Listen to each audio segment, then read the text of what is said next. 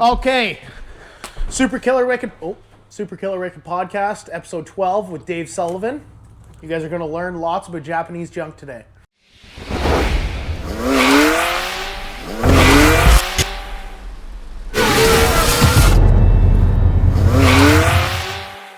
Welcome back to the Super Killer Wicked podcast, guys. On tonight's episode, we have me, Brad, Rob, and Tonka, and special guest Dave Sullivan to tell us all about his 800 horsepower Nissan 350Z and all of his shop excursions, funny stories, and just general good times along the way. Thank you very much for tuning in once again, and thank you very much for watching. Oh, David, that's a good one. Glad to be back. how are you? I am swell yourself. I'm good. Give us a little introduction on yourself. Who you are, what you do. At this point, don't all 47 of your. Whoa! I already know who I am from all the chirps. He's starting. Hey, I've been chirped the last 47, 11 last episodes, week. so I can do what I pretty want. much. Have you been listening? He's I not watched wrong. a few They're on Spotify now. Yeah, they are on Spotify. instead of just having YouTube You say playing on my now, seat. they've all been on Spotify. Yeah, Like as if just the last one. You do almost get mentioned in every single one. Yeah. I think you've been in every single one in one. and not so much in the best ways. Right. Oh, yeah. Hey, publicity is publicity, bud. Yeah. Here's our pubic hair. Okay. So Dave Sullivan's our neighbor at the shop. We met Dave first he had his car. We had to do some welding and stuff. That's how we knew Well, no, him. we met him at Autocross, and he's. Oh, you lost a wheel, right. That wasn't one you No, were at. but he was Oh. bragging about his sweet new oil cooler setup that was behind his bumper with no holes in it, and he thought like adding a cooler would It's cooler. I don't think I was bragging about it. I think you just saw it. Yeah, you were pointing it out to And us. he was still wondering why his oil temp was like it was 350 mounted like degrees. it was mounted like right where the hood latch is, like behind the emblem with no holes in and the the bumper. license plate. Like, At the time, it yeah, felt like it was open space. Why not? But we both turned and walked away and went, "Yeah, that's not going to do shit." We've all learned a lot, eh, Dave, over the years. Okay, so Dave, we'll start from who you are and what you do, and then we'll go how Anyway, the car has carry on. become. Go ahead. Okay, well, my name's Dave Sullivan. Instagram and TikTok handles are Jim Canada. And I do security and home automation and home theater and lighting and Skirty. shades and all sorts of stuff that takes an hour to list off. But Like sunshades. motor, yeah, sometimes sunshades, Well, it could be yeah. moonshades too. Yeah, okay. That depends on the time of day. What about Scully shades? What about 50 yep. Shades? I didn't get 50 Shades of cigarettes. I didn't get accepted to that one. Yeah. Apparently, I didn't.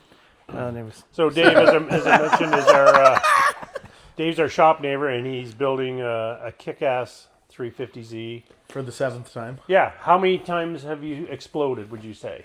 Or wrecked or whatever? Like, how many motors have you gone through? or just take us Not through that it's the, a bad thing. take us through Like the from time. scratch, or ones I had to redo? No, kind of. go like through right the- from scratch. How many motors have you put in that? In that car, just that car, not all yours. Like probably 4 come to mind. Okay. And I may just be because of PTSD forgetting a few. But like it all started off with the first revision. I blew the stock motor, and that's just whether it was gallery gaskets or just bearing wear, whatever. It was starting to get lower pressure, and then one day I heard a little ticking off the car next to me. I'm like, oh, that's interesting. And then as I That car sounds like shit. And then it moves, and you can still hear the ticking. yeah, exactly. And like this was my first ever motor failure, so I didn't really think too much of it. I'm like, oh, like that can't be too bad, I suppose. And I kept driving, and at that point, it's already long gone, anyways. And I was going to a job that day, and like as I'm getting to the job, it's like it's actually getting to the point where I got out, and it was a country road, and it's like dirt, and there's sticks and everywhere. I'm like, do I have a fucking stick underneath that's hitting a pulley? So I get underneath. Like connecting rod, same thing. Well, fine. Well, sure. So I get underneath. I go like I'm trying to see if there's anything obvious of like what's making this ticking noise, because now it's knocking noise that I'm now all too familiar with. Got to the job, did the job, drove home, and it was all knocking, whatever.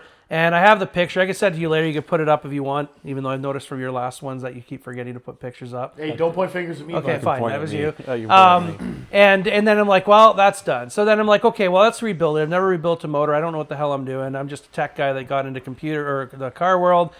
And so then I'm like, okay, well, and I found this guy up in Bracebridge, super nice guy. And not the next failure I'm about to mention is not his fault at all. But I bought the long block off him, which was basically the same motor I had, but with stock top end, but built bottom end. There was Weisico pistons. I think it was like 8.8 to 1, I think is what they're off the shelf. One comes in Eagle rods, which actually lasted up until pretty much this point right here. What do we have Which there? actually, that's one of the few parts that's gone motor to motor to motor at this point. Should that be longer? I don't know much about This, engines, but it revs high, so the stroke's really slow. okay, and it should have like an end on it, eh? That's not Overrated. That's just details. And then so I bought the motor off him, the long block, and then I found a guy on the forum selling this twin turbo kit, and it was the APS one that's like been discontinued for a little bit, but up still enough that I can get the instructions, and it was the upgraded to the extreme, so it's a thicker radiator and the external wastegates and the slightly bigger turbos and whatever. And I'm like, okay, let's do that. So I met the guy down at Syracuse and bought it off him, brought it back, and then Scott, buddy that shares has a 240, he was renting this shop like not even a shop, it's like a shed in an alleyway, which when I look back is like super fucking sketchy. You guys are walking by as I'm working on my car with the door open so I'm not overheating, and in this climate they definitely would have robbed me. I had dual locks on the garage door, but it's basically this like plywood shed, and like not far from my house, granted, and it was cheap, but it was his old one that he was done with, so I built it in there. I threw the thing in there, and then the whole thing starts of like, well, when you're in there you might as well do this. So I got the Haltech, and I got, the bigger radiator, which turned out not to be all too great, and fuel system, dual pump hanger, whatever. And I got it running, in all fairness, but And what year would this have been? 2016. Pause. Yeah, for- okay. So like the 2016 is like the start of the He's not mess. pausing. No. You're supposed to stop. Is the blue mic that flashing means he's good, right? Yeah, the other side's red. Okay. Other side's We've been red. over this school. I know we've been over this. Red? I have PTSD from it not working. Anyway, carry on where Is you that were. what Drew? Because he sounded a little faint. No. Anyways. No. He was scared. Fair Yeah, you're enough. just shy nervous. Anyways, continue. That's how we're supposed to do it, right? Continue. You can Carry leave on. that in. It's kind of funny. It's the blooper reel.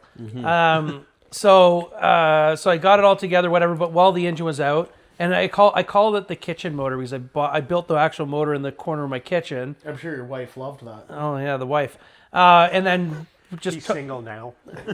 well, this was after she left. Oh. It wasn't a wife, but anyways, she. So yeah, Let's just keep him on track. sore spot. Sore Oh spot. God. Even though I called it. But anyways, so I built the motor in the corner of the kitchen, and I thought to myself, I'm going to freshen it up. All the, valve cover gaskets, front main seal. Pause again, sorry. Is this the same kitchen that you threw up in Elliot's boots at?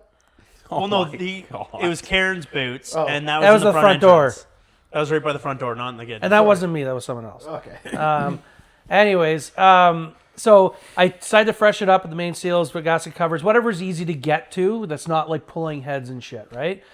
And so I decide that, and this is where the failure really stemmed from in this build, that I'm going to put the rear main seal on, but like while it's on the engine stand. And I did it unlubed and blindly. You never going dry. Well, you never going dry and you never going blind. Well, that can be fun sometimes, but not in this case. Sorry for Stevie Wonder. Sure. Anyway, so I put it on blind, and in retrospect, like it probably instantly tore a chunk out of the rear main. Like there was a chunk gone out of it, and it probably was like instantaneous. And the little like spring thing that goes around there was kind of hanging down. And anyways, it's just all not great. So I'm leaking out the rear main, but I'm driving. I'm just doing short drives to the neighborhood, to my house, whatever. And things seemingly seem fine, maybe because I didn't even get the oil up to temperature enough to start leaking out the rear sail. I don't really know, or maybe there's not enough windage to push it out. Whatever the case was, I didn't really see anything wrong. So then one day I get the bright idea to take it to work in Claremont. And as I'm driving, I notice my oil pressure is lower than it should be. I'm like, well, that's not right. So I pull into like, I think it was like a high school, the one high school there on 7A, the one where it jogs.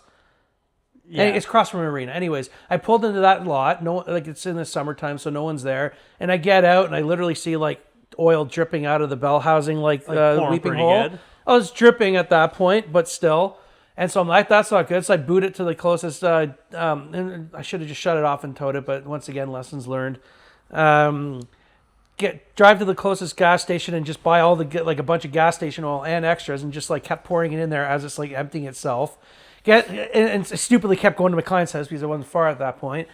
I get done. He's checking out the car because he's heard all about it, whatever. And it kind of looks cool with all the powder coating and whatnot because I still had the powder coating at the time.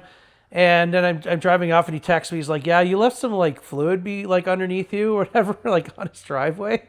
Actually, no, I parked on the road because I knew that was happening. But anyways, so then I do the same thing, filling up with oil by the time I get home. And then I'm like, okay, well, You know it's a bad leak when you're topping it up. Like, how far of a drive would that be? like farther than it even should have been. No, So. but like Peter would No, what I was saying is like I'm already like I did it when I saw the oil pressure low, which means it's already way too yeah, low. but like let's say you drove it for an hour and you're actively having to top oh yeah, it up. That's I way felt too it. bad I felt of a it up leak. twice, maybe 3 times in that drive. Yeah. And I kind of already knew, and this is another lesson learned. There's a lot of them. I decided I got home. I'm like, well, something's wrong with this. I'm gonna have to like actually pull it apart and rebuild it. Whatever's going on. And once again, I don't know about motors. I don't know much about them. I don't know what's really tearing itself apart inside and all this other stuff. And so I'm like, okay, well, I have it together. It's kind of fun. It's got like the little can tune that Heltec gives you or whatever. So like timing's super retarded. And there was another issue too. The flywheel was slightly off from Fidenza. Do not buy those flywheels. And so like it was 10 degrees out of timing from the flywheel, not to mention the safe timing they had on there. So it was hard to start and all this other stuff. But once you got in a boost, it kind of wanted to go. Nothing like in the end, but that was the first time I'm like, oh, this feels good. So I'm like, well, I might as well at least enjoy it a little bit. So I basically drove it around the neighborhood until I saw the oil pressure start to drop and then put it home. Hindsight, well, things kind of ate themselves. Shocker. So I take So the... how many kilometers did that motor do? Oh, not many. Like, because of that drive to Claremont and it's some puttering around, like, 200. well, that would be the drive to Claremont. So let's just say 300, but either way, it's all pathetic. So not a tank of fuel. Probably not, no. Unless it was leaking. Yeah, did it have a fuel leak then? No, the fuel leak, it'll circle back, but the fuel leak is because I had the original CJM dual pump hanger, and it has like this thick of a flange, and they give you your bolt. So and then I bought the new one, which was stupid. I hate the new one that uses a factory like stamped steel that holds it on there. But I use the same screws, and there's like a perforation on the inside of the tank. So those long screws poked a hole in the tank sealant, whatever the the hell, liner, yeah. the liner, and that's where the gas coming out. So that seal that's around it, I've redone it. I put fucking RTV in it. It's not that. It's the screw holes on the outside. So this time, which as I said, I didn't drive it long enough to know, there's sealant on the threads, like the thick stuff. I think it's that one that I used the other day. That's why I don't know just yet, but we'll find out. But anyways, Hopefully. yeah. I take that motor apart and like everything's scored. The cylinder walls are scored. The piston side skirts are scored. Everything's scored. And I'm like, well, that's not great.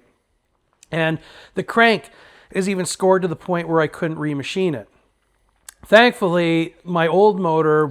Pretty much a total loss. Yeah, well, Eagle Rod still made it. Right, okay. Did they though? Well, now they didn't, but For they a did at the time, they time. did. For the time. So I tore that apart, and like these were saved. The pistons probably could have been saved, but then but they were stock bore. So then when I finally took it to the machine shop to get everything done relatively fine, they're like, you can do this, but like your cylinders, like at this point I'm on my old block. So the whole thing I was going to say, first blown yeah. up. So like my original motor wasn't even really destroyed. There was one spun bearing, and like the journal or the whatever on the crankshaft was like hardly scored, and most of it was just the bearing literally spinning in the main cap itself. Right. And so they did a fresh line bore. We got new bearings. They sent the crank to the crank grinder. Eagle rods, they did some schmoozing too, but like we were able to use them. And then because some of my bores were slightly out of round, they said, they're like, we can make it work and match it up and whatever, but like you're best to go 10 over. And the CP piston says a 10 over. Are you good for it? And I'm like, okay, well, let's do it. And they're, in my mind, better pistons than Wiseco. I'm sure people are going to disagree, but whatever. So I get the CP pistons 10 over, still the low compression off the shelf stuff, Eagle rods, and then pretty much my original block and crank. But then what I didn't do, or what I did this time, was the long block I bought off Buddy was stock valve train the whole bit. And so then this time I went and got these Tomei cams. They weren't super aggressive, but they were still like 272 timing or duration, and like 10.8 mil lift or something, whatever, it doesn't matter. And then I got the JWT springs, which we'll get to later, has been a crux of a lot of issues since then. And so anyways, I get the motor all kind of remachined, which I actually started doing myself in my kitchen until I realized that like this is probably not the best way of doing it. Like with the Dingleberry hone. Well, Dingleberry, well, it wasn't No, the Dingleberry. blender or the mixer. Well, Yeah. you've actually, or Elliot's board mine, the one that's like Yeah, almost like the sandpaper. three, yeah. And then I did like this like piece of glass that like seemed pretty flat with like sandpaper to kind of go over the deck and everything. And then I kind of just came to the conclusion, and I talked to a friend that knew a good shop in Port Perry, Elliott Automotive, that like these guys built my race Elliott cars, whatever. Automotive. There you go. Did he drill your? Dingleberry Hone? your head? Not that Elliott. Oh. There's some big differences between the two shops. Are your head Shops. studs in sideways? What's that? Are your head studs in sideways? As far as I know, unlike some other boat anchors that are sitting in my shop. Wait. That's not mine, it's Elliott's. That's enough. Yeah, Where's the button? there you go. And so, anyways, he gets it, starting to machine it all after doing like, and then also the little paper and sandpaper trick I tried to do it. When they told me how far off it was, I'm like, okay, well, I even bought a straight edge with a feeler gauge to see if I can get it flat, and it still wasn't flat. So you know what? Just get a machine shop to do that shit, unless it's really budget build. Anyways, yeah, I know. So I get that back, and I learned some lessons. I put the rear main seal on off the stand, lubricate it, and eye it to make sure nothing folds over. I wouldn't and- bolt heads on a stand either. Well, that happened after the fact. Hey, Whatever. Scully, insert photo here. 646. Yeah. I'll write it down for you. What photo are we inserting? Don't worry, I'll send it to you. Okay. It's the one of it sitting on the engine stand. It shifted, okay? So is this engine number 5 or 49. Well, we might be recapping to find out the actual amount as we go through things. But as Yeah, I he's said, not- I remember he's 4. not done 4? his Not done? monologue. Okay. This is the monologue? Okay. But that motor actually was fine until your track day. Granted, temperatures were like Oh, the you're big blaming culprit Brad there. now? So this was all 2016 into 2017. Somewhere around there. When you got it rebuilt, was this still in 2017? Like that motor was 2016, and then it was like a whole year until the next one came. So probably the spring after. Oh, so your machine shop's been slow this whole They've time. always been slow. Like they're good, but they're slow. Yeah. Probably needs a different machine shop. What's that? What? Anyways, So You we're got there, talking. Dave. So at this point, it's probably nearing 2018, and is that when we hosted the lapping day? I think it would have been right. like if I Summer of 2018 was our first lapping So I think day. it was working the summer before, and I did some autocrosses. That's maybe where we met, and then maybe maybe not. Maybe the year before was just driving around and stuff. But like I was getting tuned by Sasha, but there was always issues, which in hindsight have almost always been the valve, the springs that I put in, the JWT ones. Because when I finally looked up the spec, when the new tuner's like, I think it's mechanical. They're like barely better in stock, and then because they've seen so much heat, they probably lost spring rate, making them like same if not worse in stock. And so like valve throw float as we up the exhaust or the boost pressure, and with those log manifolds that we had, where I had just insane back pressure, pushing Yeah, the valves with- back open, and like if I was running over 2 times the exhaust pressure than it was intake pressure with those weak valve springs, then like that's not good. And it's very possible because they had those turbos had smaller turbine houses. It was a log manifold. Like nothing was flowing good on that. That obviously is going to be fixed in this, assuming that was it. But like at this point, everything else has changed except for the heads. Like those heads actually, speaking of like what's made it motor to motor, those heads have been the same head every motor until this. there's your problem. You need a different set of heads. Well, valve springs that came with the heads. But anyway. I think you should ditch these heads. They have a dent in them anyway. Oh, fuck off. These are new heads anyways. The old ones have a piston ring in it now. Or piston, whatever you want to call it. Wrist pin? No, just the fucking lip of it. Ring Yeah. land. Yeah. Sure, why not? Just punched right through it. And sat there for a while and got punched a little box with the valve a couple times. Yeah. You could see it. And right there. Yep. See? Oh, yeah. Scully knows what that looks I've like. seen. He's seen that. Let me investigate. Those here for a little sec. clean spots aren't supposed to be clean. It's supposed to also. Well, that's be because dirty. it's no longer attached to the crank. It's not like a money shifting scenario. Who It's money kind of shifted? like that. I don't know who money shifted. I don't know either. Me neither. No. But All too familiar. You though, two Scully. aren't allowed to go to the track yet. I'm gonna put a 4L60. in No, my car. I won't be able to do anything between the two of them. No, don't put a I'll be 4L60 too in your busy. car. Put a power glide in your car. Yeah, God's transmission. Yeah. oh god. Anyways, Yeah. So then, I'll be too busy fixing your junk. what? What would you put money on breaking When did first? the I don't even want Viper to. come into play? 22, When did the Windsor come into play?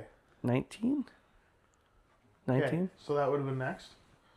Like, well, in terms of blowing something up, Well, or just car that came. like you wrecked the Z, rebuilt the motor, and then bought the Windsor. Well, technically, if you want to look at it that way, when I blew up the long block that I mentioned with the rear main seal, I was kind of upset with myself. I knew it was going to take some money and time and all this other stuff. That's when I bought the Corvette.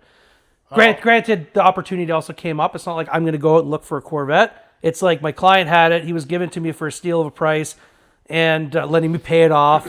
And so, okay, I guess I got a Corvette. So Sezzle.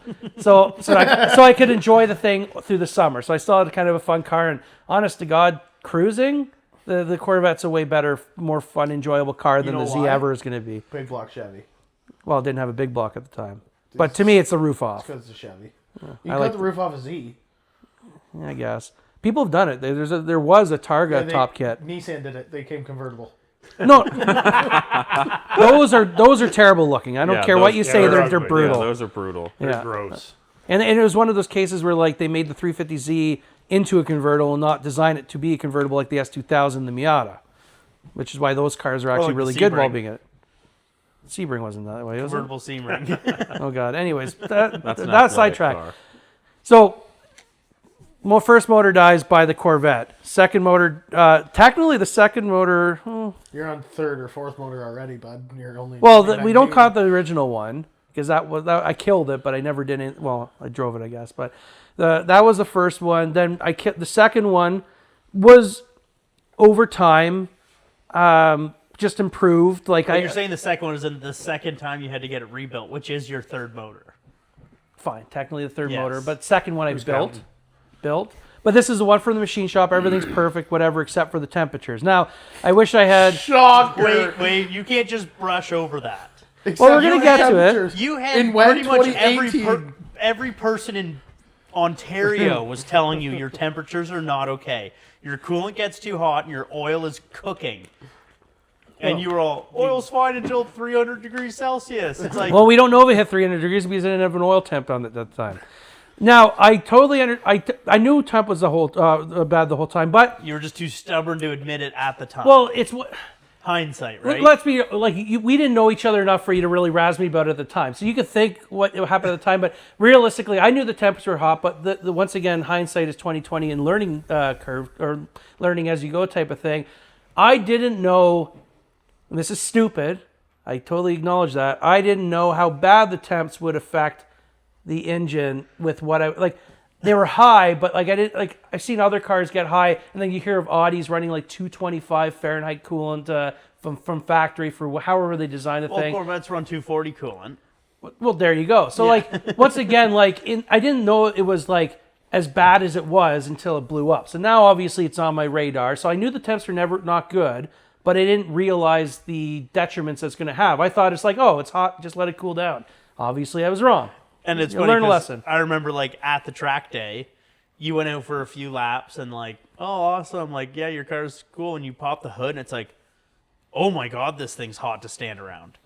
And like, we kind of walked away thinking like, yeah, that thing's on fire. Well, that day, and I think it and hit, then literally that day it blew up. well, yeah, on the way home. It didn't make the track day though. yeah. Because I think I saw 236 on the coolant, which in hindsight's way hotter than I ever let it get now. In all fairness, last revision actually wasn't having temperature issues. It just fucking blew up because of other reasons. Excuse me?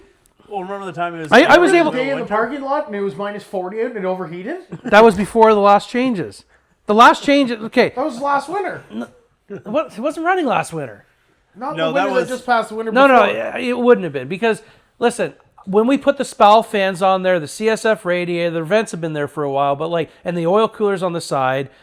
The year before at Motorsports, I'd do a lap and a half at GP track, and I'm like 225. I gotta fucking cool this thing down, and oil temps are 60, 70, whatever. Like, yes, Like, it's seen some people in Fair and that. square, though, the whole time you're like, yeah, my coolant's not even that bad, but it's like, yeah, but your oil's too hot. You're like, yeah, but it's fine because my coolant's not that hot. No, It's like, no, I never said that. I never fucking said that. Ask Donnie. No, Donnie will just make some other stuff up. It's fine. He'll tell you how bad your Z06 Corvette is. Right, there you go. Anyways, so anyways, that's a lap and a half. Okay, the next year, Not even a hot lap. Like, that's just starting. no, a hot I lap. understand. Like, that was bad. We knew that. So we did all the changes and everything like that, and it went from that to 5 laps without even getting close to those temperatures. It was But brake fade that You took me get off. hit in the foot with a connecting rod. Well, that was the session afterwards. Right. The session before,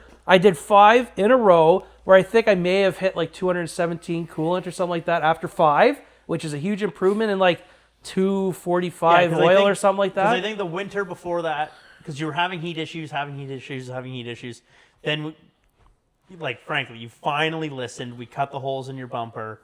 I just really wanted my windshield wiper reservoir. But we put the oil coolers down in the corners instead of weirdly in the center behind the crash bar. Well, that we changed a long time ago, then but there's only one. But then we finally also let the air get to them, not just have a fan on them. And We definitely made some major improvements in the cooling, and it definitely worked. Yeah, it was a night and day difference. And so, like, but to summarize the majority of the failures, they've always been, and like you can blame temperatures and this and that and oil, like the temperature, especially on that one track day, that probably didn't help the matter at all and probably boosted it along. But every failure I've ever have had has been main bearings. Every single time, including Do you this. know why? Because oil breaks down at 300 degrees Celsius. Well, the last motor, I don't think I ever got there because I had a temperature on the time, and I think I saw a 265 max, which is hot. it was like 285 when we were at Chanaville and you took me out. I don't remember that at all. We came off and it was spraying I'll check the logs, but I don't remember that at all. I don't remember 285. It might have been in the 260s, but I'm saying like it was hot. But That's hot. No, it was hot, but like in the grand scheme of what oil can take and everything. And at that point, I was also on 15W50, and like it's supposed to keep its like. That stuff's like Frank's Red Hot. Well, I know, but put that shit in everything. I did the bearing clearances for that weight. Like I planned it all out to run that weight. It's not like I'm throwing it in there as a Hail Mary type of thing. I literally planned for the 15W50, and no, I'm changing that this time around. I went tighter, and I'm just going to be on 040. But I went with a thicker oil, and like that 15W50 is supposed to be able to keep its viscosity well into the like 300, 310, 320, whatever it is. It's over what I was at. So yes, the heat and everything probably didn't matter, but from what I can tell from everywhere in the community, it's just from the main catwalk. And we saw the fretting. V community or the VQ community? VQ community. So it's it's almost just one and the same because It's just a bunch of hairdressers? no, there's some good people in there. There's some shitheads in there, but there's some good Edgars. people in there. Edgars are in there for Yeah. sure. Yeah. Dave. Well, the guys that are actually doing proper stuff, they're the ones that have real information. But anyways, main catwalk, you can see the fretting on the block and the caps. And so like this whole bloody time, and that's kind of the sad thing, is they have this billet girdle. It's on there now, $400. And I don't know why the hell I never put it on there, but I didn't. And it's this Dynasty billet girdle. They've said it fixes all the main catwalk.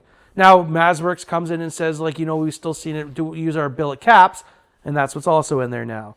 And so, like, from everything I can tell, this should fix the main catwalk and not kill my main bearings, which has been the whole problem the whole time. Not to mention, because I had to do the piston coating, the ceramic coating. Go ahead, Scully, do you have a question? Yes. What's main cap walk? Okay, so under high torque and high Michael Jackson low, does. It's what holds the crankshaft in. yeah. Okay. So the main cap is Yeah. like, so if you flip a block upside down, there's the half moon that the crank sits in, Yeah.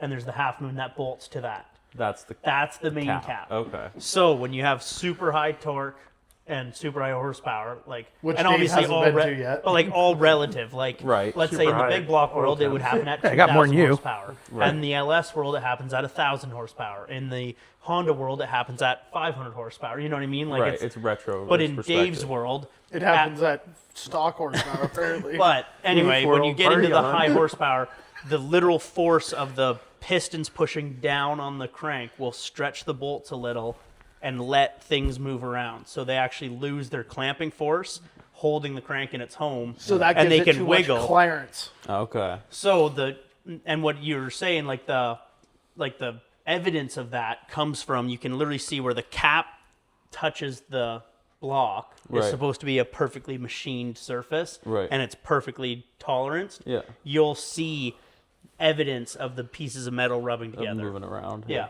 And then as it moves around, that main bearing, because the clearances are so tight, starts moving around like this, and it'll start making contact. Yeah. And then the more contact you make, the more main bearing shrapnel there is, which is just going to make it worse. It's just it's like a runoff effect, a And it runaway can kind effect. of, like, as soon as it, say, wiggles a little, and that bearing gets tight in one spot, well, when it gets too tight, the oil gets out of the way, metal on metal, you have a hot spot, and then you're just done. And then At that point, it's too late. Yeah, You can even see like the amount of fretting, like main cap 3, which is the one that fed this cylinder, that starved the rod, that welded to the crank and then broke this. Right. That was the worst fretting.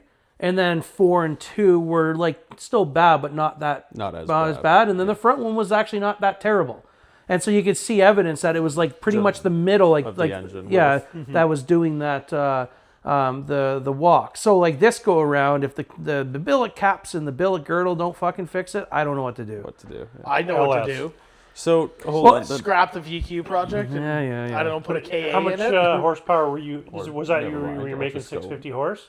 Like, I mean, it's been through multiple revisions, but I've always been around 600 foot-pounds of torque. Like this last one was 645. Before I was like 590, and like I've always been around the 600 foot-pounds of torque. And then the other thing too is when you look at a lot of the guys that have 700 horsepower, but with like more of a stock build, stock cams or light cams, or whatever. Is that your GoPro dying? Uh-oh. Is everybody's mic still on? Yeah, everybody's mic's still on. Yeah, Dave's, yours isn't hooked to the camera, so yours is good. As long as it still has the red light. What happens? Yeah, It has just a red light. stopped. SD card fill up or something? Nope. 3 hours plus of runtime. Is it hot? Is this yours or ours? This is your guys's. We haven't had an issue yet. I guess just hit. Or just restart? Is it just good now? Well, do another clap. Okay, for sake of technical difficulties. And Tonks, do you want to text that happened Would you sit at still? 7:02, so in 32 minutes in?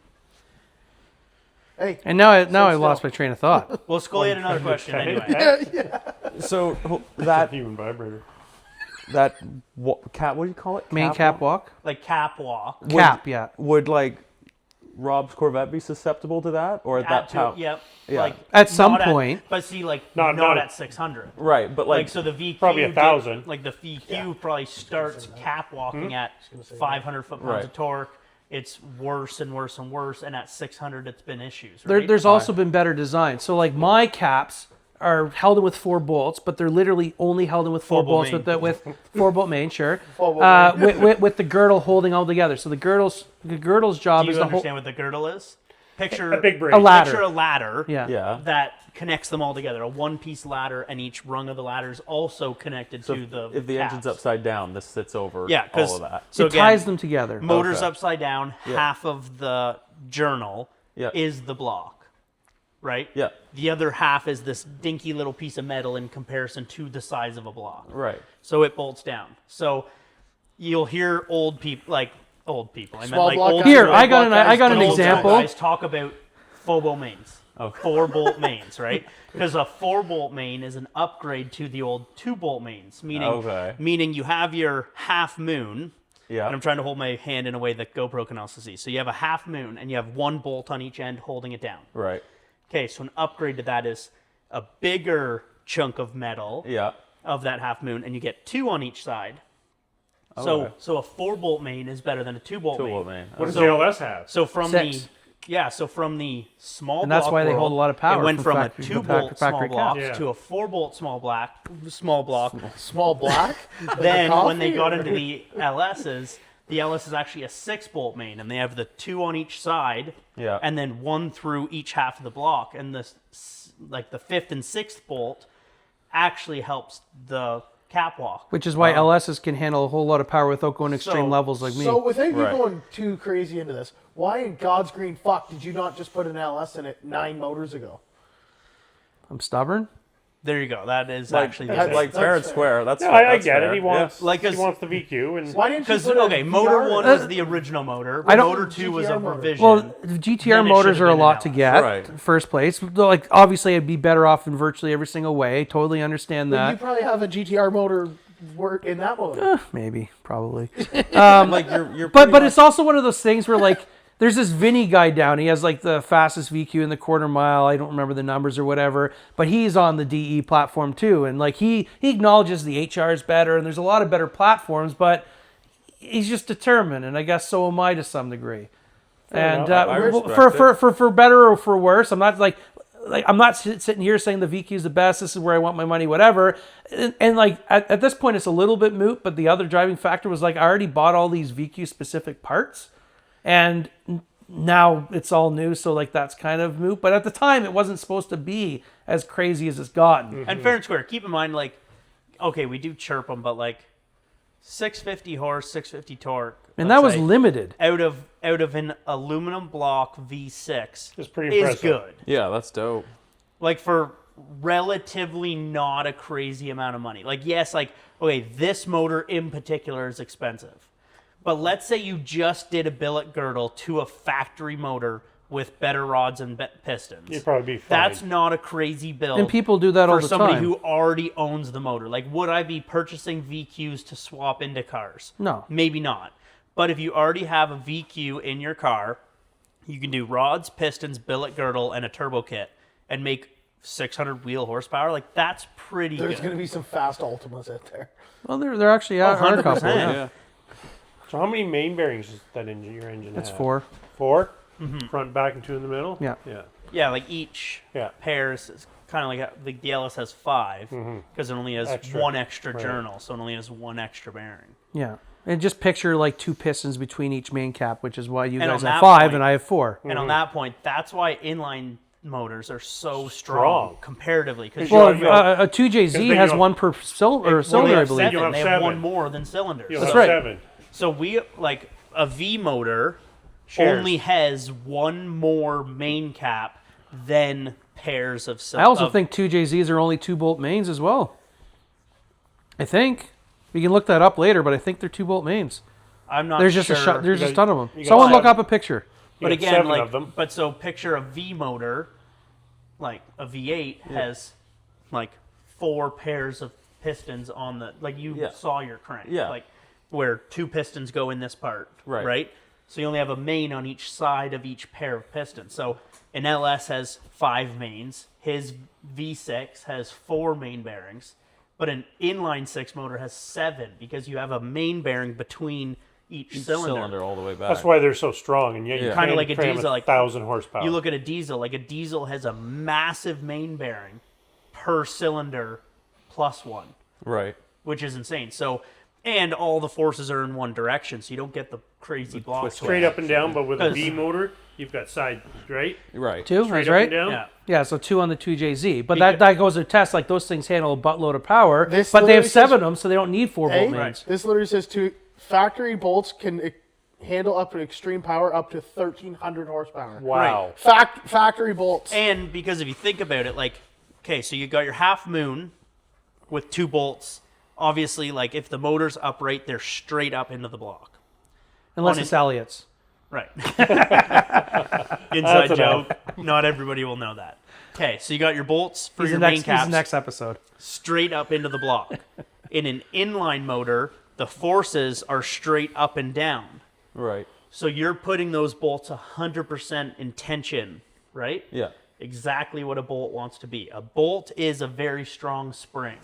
And the only thing it ever wants to do is resist being stretched apart. It doesn't like shear where you try to slide it apart and cut it like scissors, right? Right. So in a V motor, your bolts are still straight up and down, but now your pistons are at an angle. So each hit of a piston technically Has some tries side to load. shear the Just shear the bolts bolt off. one way or the other. So in a Which probably attributes, Tonka, Sorry. attributes Put your more phone to away. the main cap wall. right. Right. So you got to think like if you had to break something free with a hammer, you're not going to hit the top of it. You're going to hit it sideways. Sideways. That's literally what the What the- pistons what are the trying to engines- do yeah. as it's running. Oh, jeez. Well, you're the one getting bored and playing it's on your going phone. like, you know, like whatever. I was told to Microscopically, Google like something. your connecting rods, everything do stretch. Everything's a spring. You know your piston, right? Yeah. Well, here the pin. Yeah. You see that pin? That stretch, like that moves. Like that will pull. That wants to pull apart. In F1, they actually predetermine it Yeah. and like pre-bend it or do whatever the hell. I'm not going to act like I know what's going on there, but there was a whole article I saw about them like predetermining the forces and then like designing things like They have- to be. F1 motors have active compression ratios based on RPM. So the faster they spin, the more stretch the rod is allowed to have, What? upping your compression ratio. F1's crazy nuts. Because they're only allowed a certain compression ratio by the rule book. But they don't say anywhere in the rule book that your rod isn't allowed to be stretchy. And don't talk. They also did heat expansion on the pistons for that exactly. as So they engineer everything that the way they're built. Now what are you doing? The Are you my built and goddamn everything, mother? When everything Sit down is and behave. when everything's Brad up and to Ark 10, again. they get taller and stack longer. The rods can stretch, and they have active compression ratios. Like it's amazing, like what goes on in a motor. Yeah. Like you got to figure, like what is piston speed? I used to know it off the top of my head in Like my at, motor, at like but 5,000-6,000 RPM. How fast is that piston? it's something. And If changing it's direction. going up, right, and that is pulling it back down. Yeah. It wants to keep going. Like Yeah. things stretch. Like it's It amazing. wants to hit the valves in the cylinder Yeah. head. And it's the reason why As like you over rev them, that can happen. Okay, so let's take- at one point. So let's take Hey, get off your an phone. LS7 for example. Okay. So unless this is wrong, I am just going to trust Google. So at 7,100 RPM red line that the LS7 had, the piston speed is 4,700 feet per minute. Right? That's insane. So in perspective, and changing direction. So it goes That's fast, but then, 4,700, then but it then it's turns just around and going comes straight back down. It's crazy forces in there. It's actually impressive. Very. so like the piston inside Rotaries. an LS7 Well, that's what I was thinking is of rotaries traveling because they don't have to change like direction. That's why they rev so 4,700 high. feet Exactly. per minute. That's right? why One there's direction. in five one moving direction parts. And then it's- just to get yanked right back down, and it hits the bottom, and then it has to get pushed back up. So you can think of the forces on that. So when your piston weighs, what's a piston weigh? A pound? A pound-ish. Half a kilo? Like 500 grams? What does that a weigh pound? then? Yeah, I was gonna say Right? physics are kicking So in you at have that point. but- you literally have like thousands of pounds of force on the bolts holding the rod together, and when you have it hit the bottom, you have thousands of pounds of force plus the combustion, like plus the horsepower essentially, trying to rip those bolts out of the block and twist the block in half. And all that force is going through that little pin that you see That's, holding yeah, the two that's together. insane. That's That's why rotary engines, right? yeah. You already have rotary motion. What? You're not His phone beat. you're not Why didn't you yell at him? like you got reciprocating right up and down. Yeah. Rotary's already doing. They're already that. just They're spinning. all Yeah. oscillating. Yeah, they're It's like the they're wheel of a car. It just can keep going. But Yeah. imagine a wheel doing that and this and that faster, faster, faster. Dave, do Yeah. you want to explain to us when your wheel did that? And then No, it just kept Well, no, going. it started oscillating in the wrong way, and then off it went, and then you parked and it didn't. Did you I didn't intentionally park. It parked me. did you buy your car new or what's the No, I bought it years used, but I got it in 2011. It was a 2004. Okay. So, but it Been was a like long time.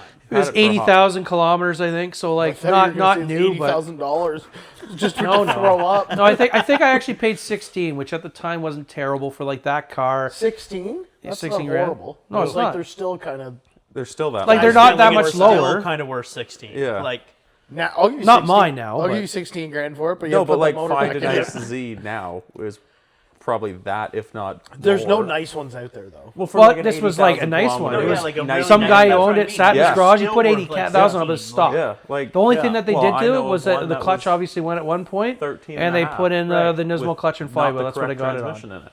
Right. So, and but like everything else is Anyway. pretty much stock and in like a Same good color as condition. your Even to this outfit, too. day, Yep. because I kept it in good condition. There's no rust anywhere. There's Yeah, you didn't winter drive. it, so. there's fucked up pinch rails, but that's from me sitting on jack stands and Anyway. me being an idiot and jacking from that point. But that's besides the point. So do you want to tell us about the new motor? That yeah, you're let's hear building? about the The iron- So, But we didn't get through all the breaks. Okay. I'm just Okay. kidding. No, we It's can start only- with no, the but new ones. so not to cut you off, but yeah. So essentially, we got up until it Blowing would've up your been- track day, essentially. Yeah, so you blew it up at the track day, and I feel like that was the tipping point of you having to like figure out what's going to keep this motor together. Up until then, you were So- just having fun. Yeah, but the thing that was kind of a shame, and hasn't been the case since until this motor, is everything's been a build off that motor, because that was all the fresh machining, fresh everything, whatever. And as I said, the heads went from motor to motor to motor as one example. The crank, except for the incident I'm going to mention next, which was really stupid, whatever, still a mistake. Right, Yeah, the whole yeah, we'll get there. We'll get there. The thrust bearing? Just- We're getting there. Yeah, you know what? Skip ahead. We got to hear that story. I can't I wait have for to go that home one. by midnight. Oh, you invited me to rock getting home by 2. Use my breakfast. It's oh shit. So And this is encroaching on. So this was complete stupidity. But our lapping day like has come and gone, and that's when we saw you broken down on the side of the road. I pulled over, like Yeah, and waited with you for the tow truck and everything. And I feel like that was kind of the start of like we didn't just know each other. Like we Well, yeah, we knew each other a year little would bit that more have at that point. yeah, like we started being friends. Like 2018. like friends as in Roughly. Force mistake. 18, 19, something that like would that. have been. So this is pre me Well, yeah, seeing 'cause- your car running. Oh yeah. Oh yeah, Yeah, 'cause okay. I think You saw the last revision run. Yeah, You I were- saw the last. I think you were born. 2018 we hosted our first lapping day. 2019 we did it. 2020 COVID shut it down. Right. But so 2019 19, you had the Corvette, which I also because blew the up. 350Z wasn't ready, and you also broke it, and you almost killed all of us. Well, no, is but that when- No, just Rob. wasn't he in your car and did something happen? No, that was when he blew up the Nissan. Yeah, the that was the year Nissan was before. running hot, so I took him for a ride, and it broke the drive shaft. Right. That was in 2018. The first major failure my car had Was Dave's fault. was Dave in the car. I wouldn't say it's Dave's Blew up a fault. drive shaft. It's just coincidental that I was. Oh in there. yeah, when you Yeah. had the vet at our track day, didn't you have something problem with your doors too? You couldn't get in or something? Well, it's an old fucking car. That's not an excuse. Well, for the door latch, it is. The Corvette. Like the door latch literally stopped, kind of like latching. Like sorry, it was stuck latching. So what happened was I had to pull off the door card so I can get to the mechanics and like use it, open it with a screwdriver. And then at some point I just said fuck it. And I Pretty just started safe for jumping going in. on the track, eh? Yeah. Oh, I can't get out. I need a It screwdriver. had no roof. You can just jump out. You're fine. Like, let's be real. That car shouldn't be on a road course like that. But it was still fun. oh yeah. But anyways, yeah, the door. That was just. I bought a new one off Corvette Depot. Is all's fine. But like I was. Was it big block at the time? Yes, that was right after I got it running and everything. But when I did that, one of those like while you're in there type of thing, I had the motor out, I cleaned up the whole frame, and I painted it, and I redid the wiring. Well, actually, the wiring came later when the thing shorted out, like the factory wiring, just over the time. It just, anyways, that's another story. But I put on new suspension, powder coated all the arms, and a lot of things to the motor, and got like new radiator and electric fans that I always wanted, and like I made it mine, like the Dakota digital gauges and the Tremec TKO 600 or whatever the hell it was called. So I did basically everything back to the rear end. And it was one of those like I've already spent so much money on this car, Yeah, like this is the I'm just Corvette. gonna let it ride. Like it works fine, right? But it turns out that one of the C clips that holds in the half shafts in the diff was like broken for like this is like original to 79 type of thing, and so like the stub was kind of just like loosey goosey, right?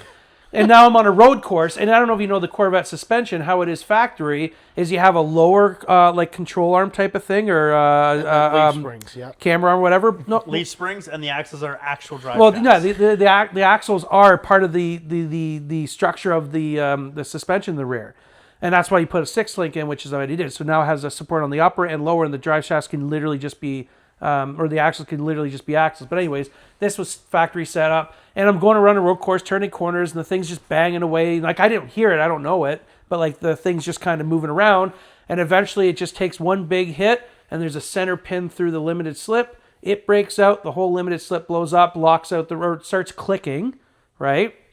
But like, and I heard that, so I pulled off. I'm like, well, this is really fucked up. And then the stupid decision, which is what almost killed Rob, is like, oh, let's try to limp it home. So Brad's up front in the truck. With the truck and the car hauler. Yeah, and you have the, and then I'm there. I'm going to follow you. Yeah, so we made it out of Shannonville. We got to the highway. We're going along the Essentially, 401 it was fast. Dave, call a tow truck. He goes, I'm not calling a tow truck. I'll make it I home. still don't It's think like, that happened, but whatever. But it was like, okay, fine. If you're going to at least try to get this thing home, we'll stick with We'll you. go with you. Like, it still drives. So Connie and I might bet.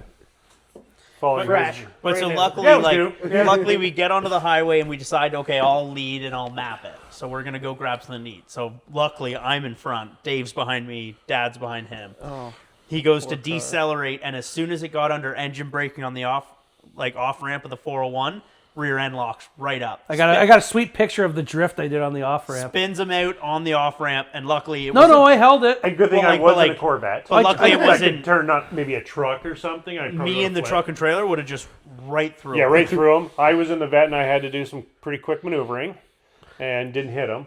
The sad thing is, Connie though, goes, we were able "Who to push is the car this?" out of the way. How does that work? Yeah, Who is this guy? Connie goes, oh, good, another buffoon. yeah. Well, the first time I think Connie met you, it was I don't know what track day, but we're all at Were Tim. you guys at the pork chop convention? Yeah. No, we're all at Tim Hortons, and you already have your hood up, and it's overheating. Connie goes, "Who's this?" That was on the On our way way to, to the track go day to the track. in 2018. So Yeah. like it overheated on the way to Tim Hortons when we were gonna all drive together to Shannon. I This don't is think the that's the Nissans? case. Yeah, that was true. The Nissan, yeah. I don't think it was overheating. Anyway, Why so is this spewing coolant? Don't worry about it. it was probably my welding. I don't know. Which was it? Okay, so we'll quickly touch on your So active arrow. Well, no, I no, don't think no, we're done no, yet. no. We're not done something yet, are we? Okay. So He gets we're in- no, we're trying to get to the fuck up with the throat bearing. Yeah. Oh that's yeah, what we're let's trying to talk get about to. that. Well, so like I got after the blow up at your track day. Because he's been driving the Corvette because the Z's down. So the Z finally gets its motor back again Well, after all of well, this. kind of. So this is how it went. Blew up at your track day. I pretty much tear it apart. We're getting the ball rolling again, right? And like I know that was August, so it's already kind of like there's no way it's happening that year, right? Mm-hmm. So I get everything to the machine shop. They do their thing, whatever. And I get it back springish time, like enough to get it together. And I did. I got it all together. Now, I've done this a couple times, and so I didn't really think much of it. But so I made a stupid bet with myself saying, if I have this motor ready to put in by midnight, I will put it in. And I did at like 11:30 or 11:50, whatever it is, just What some a midnight. dumb thing to do. It is a dumb thing to do. And I'm there alone. And I've done this before, and I put the crane through the window, through the transmission tunnel so I can support it from the top, and I have my kind of methods, right? But I was tired, and Yeah. you have to know when you're Yes. tired or else you fuck things up. So I'm doing this, and I remember thinking, like, why is this spline not lining up? And I'm getting fucking aggravated. And then I start doing the thing that you never should do, and I put in bolts to try to, like, walk it in with bolts. And this is for those listening, like trying to install the transmission onto the motor, which in theory should just slide in smooth as butter if everything's lined up. So That's right. So Dave is by himself battling. So Which is always a battle when doing it it's yourself. always a battle doing it yourself. Yeah. So he's by himself battling, and then you try to use the bolts to walk it Yeah, off. and obviously, and the spline didn't line up perfectly, so pressed in. That should have been what's on the table. Pressed in the center part of the clutch, which then just demolishes the inside. So, but Literally broke the spline out of but the I clutch didn't. plate. Yes, but I didn't realize this. So then I'm like, and I finally by like 8 in the morning or 7 in the morning, whatever because I I remember, remember you texted me that morning. maybe I Like just something remember, like, does this sound right? And you're driving up beside the building. No. I wouldn't have said this. Because I knew right there it was fucked. So I go home, I get some sleep, I come back, I'm like, all right, it's time to start it. And like Mike Campitelli and all his friends or his brothers are there. And Well, boys, I start. here it is. Yeah, so I started it up, and they're like, "Is that supposed to be smoking like that?" And I remember it shot a spark out. Well, Like out of the inspection hole by the no, starter kind of thing? not that. It was so. Side note: 350Z has a stupid fuse distribution thing. Yes. It has a 125 amp fuse for the starter, and this was long blown, right? So I basically had a washer jumping from the one side to the other side to give me power to the starter circuit before I got this. Because it's $75 American. At the time, I'm like, fuck this. I'm not dealing with it. But washer, cheap. so all that current, because the thing's fighting this fucked up pressed in clutch So the starter's like chugging along, trying, and the battery's fully charged. So It's it amazing has it all the even current. rolled over. Yes, and so then like it sparked from like that jumper washer I had. Oh my god. And remember, this is all lessons learned. What kind of gauge was that washer? I don't know, but it's pretty Yeah, thick. how many amps It's was that solid. washer Well, holding? it definitely should support 125 amps. It didn't blow; it just sparked. So it was just probably loose or something. But anyway, just tighten it down. whatever. I you're just remember fine. it was hard to start, and it wasn't really starting. And then it finally did turn over. Poor motor. And I know, and then like there was a lot of like smoke coming out of the catch can, and that was a vented one. And at first I'm like, oh, it's cold, the oil's cold, like you're gonna get condensation and shit coming. Like that's not unheard of. Like it always had stuff coming out of there when you first started up, right? It's just that's how it was. But so I didn't really think much of it. But then I'm like, all right, let's try to do it. And I put the clutch in to go into gear, and like I can't fucking get in gear, and like the clutch isn't doing a whole lot of anything. I'm like, oh, that's not Stage good. 14 clutch. Well, yeah. So then I put it in, turned it off, put it in first, Oh no. and started it, and like, and like somehow it was like still semi disengaged. However that worked, but like it wasn't enough where I could put it in gear, right? So I pulled forward, turned it off, put it in reverse, turned it back on, backed it out, and I'm like, oh, maybe I just got it. Like That's how cars worked in listen, 1904. yeah. So this is stupidity, and in hindsight, it's not good, Yeah, like, right? I think I got like a video remember, of I'm this. I'm a guy that's learning this all from scratch, no formal training, no nothing, and I get it back out there. I'm like, all right, let's just put it On in drive. revision Like, 5. yeah. Well, this is just a new issue, like all things, right? And so like I'm like, all right, we're gonna try to drive it. Maybe it'll work its way into where it's supposed to be, right? I put it in first. I go up along the building, and as I'm going up the little hill, I just hear like a pop, and then just nothing. And it's just free revving in any gear. And I'm like, that's not good. And so in So hindsight, that was truly the spline tearing out of what was well, like left the of that. centerpiece, right? It's like- actually amazing. It holds itself together when you actually look at it. Oh, it's There's like a not a couple lot. rivets. Yeah, there's not a lot of material holding it to the clutch disc. But anyways, that was totally gone. And so I got a new clutch and put it in. So like, but then when I finally did get the clutch in and everything like that, and Did went you for have a help drive. doing it the second time? Yes, actually, I got Justin coming. He held the back, and it went in like butter, and it took us 2 minutes. You're like, so oh my god, this is so awesome. yeah. So now with the lift, and I'm gonna get a transmission jack. But in hindsight, it had already wrecked the motor. well, yeah, because the Actually? the throw Yeah, bearings. because everything's pushing so much force on the crankshaft that there's called like thrust bearings, and they're just not. You've thrusted them too much. So again, the so bearing They that literally keeps got the crank dislodged. So on his the front crankshaft Yeah, is the touching. thrust The blocks, crankshaft yeah. is touching those bearing caps we were talking about. Yeah. They shouldn't. And like it was so much pressure, it actually dislodged it. When I actually took it all apart, they were just sitting there all mangled from getting pushed around the crank. But in the meantime, while I was driving it, thinking everything was well in this freshly built motor, there was no thrust bearing. So every time I put the clutch in, it's pushing into It would the push back forward, of the wear out the smacking. bearings, and then yeah, come like back. into literally like the like not the thrust bearings, but literally like well, the the caps, cap. like the Yeah. main caps. Like, yeah, What do the things thrust bearings look like? They just they're They're like just like half flat. moons. They're Half just moons. again half moon. They slide in, but they're just a bearing surface on their face instead of on their edge. right. 'Cause you know, like, they on- can like, handle because being there's smacked and around because a there's little not a lot of force that smacks on them, It's just your except clutch. for the force of your clutch. Of the clutch, So yeah. the only time they, in theory, get used Is is when you gear. put your or a foot on- heavy duty torque converter. Right, but like you put your foot on the clutch, and they get used until you're in gear and let off the clutch, and then they're not Because used anymore. you put your foot on the clutch, and microscopically, your crank moves forward moves forward, yeah. a little bit. But those And so thrust that's- washers help Are that. taking up that. There's thrust. a measurement of how much play there's supposed Like to be. we're Anyways, talking it's the again, thing. like But again, like if you put a dial indicator on your block and put it on the front of the crank, and then you work your clutch, and you'll see the crank move back and forth. That's how you diagnose if a thrust bearing's gone. not Right. enough to really see with your eye, but there is movement. but there's movement. thousandths of an inch. And there's an allowed Yeah. amount of movement, and then you're not good anymore amount of And because movement. again, you got to think if the crank is supposed to be here and the rod is pointing at the crank, but your crank moves sideways, and now your rod's That's a crooked, lot of and it stress. puts a bunch of twisting force on those bearings, and your bearings don't last long. Yeah. Yeah. So, anyways, that's what happened Tell to me that how one. I know. Yeah. Well, So have I seen your car yet in history at this point? No, no, this it's- is still you haven't- saw Oh. it when it was running the last little The last- bit, which it was running decently, but obviously not at that point. So we get everything back together. I'm driving it, and I think we went out with like the ice cream and Bob Cajun for a cruise or whatever, and we went Was out there. Craig the leader? there? What's that? Craig was the leader of the ice cream cruise to Bob He Cajun, might have been there, yeah. and he was the first one to the ice cream store. Knowing him, No, maybe. that was pre-ported blower. He would have been like maybe third to the ice cream store. No, Porter Blower puts him further back. Right. Anyways, so we go there and everything's kind of fine at that point. We get our ice cream, whatever. We start coming back, and I remember like I went to approach a stop sign. I'm braking, and I'm engine braking, and then I kind of just like get to the stop sign, clutch in. Right through the stop. Totally Well, yes, braking. I'm braking, but I clutch in at the stoplight, but just to clutch in, it stalled out. I'm like, oh, that's kind of weird. Vanilla ice cream all over his shirt. Yeah, well, we already ate it Sure, at the bro. time. So I pressed the clutch in, and it stalled out the thing. I'm like, oh, that's interesting. So start it back up. It starts. We continue on, and then we get near Peterborough, and we get to another stop sign, does it again. I'm like, oh, that's not really good. Let's bump the idle up. I didn't do that, but I was thinking like, oh, it must need a tune.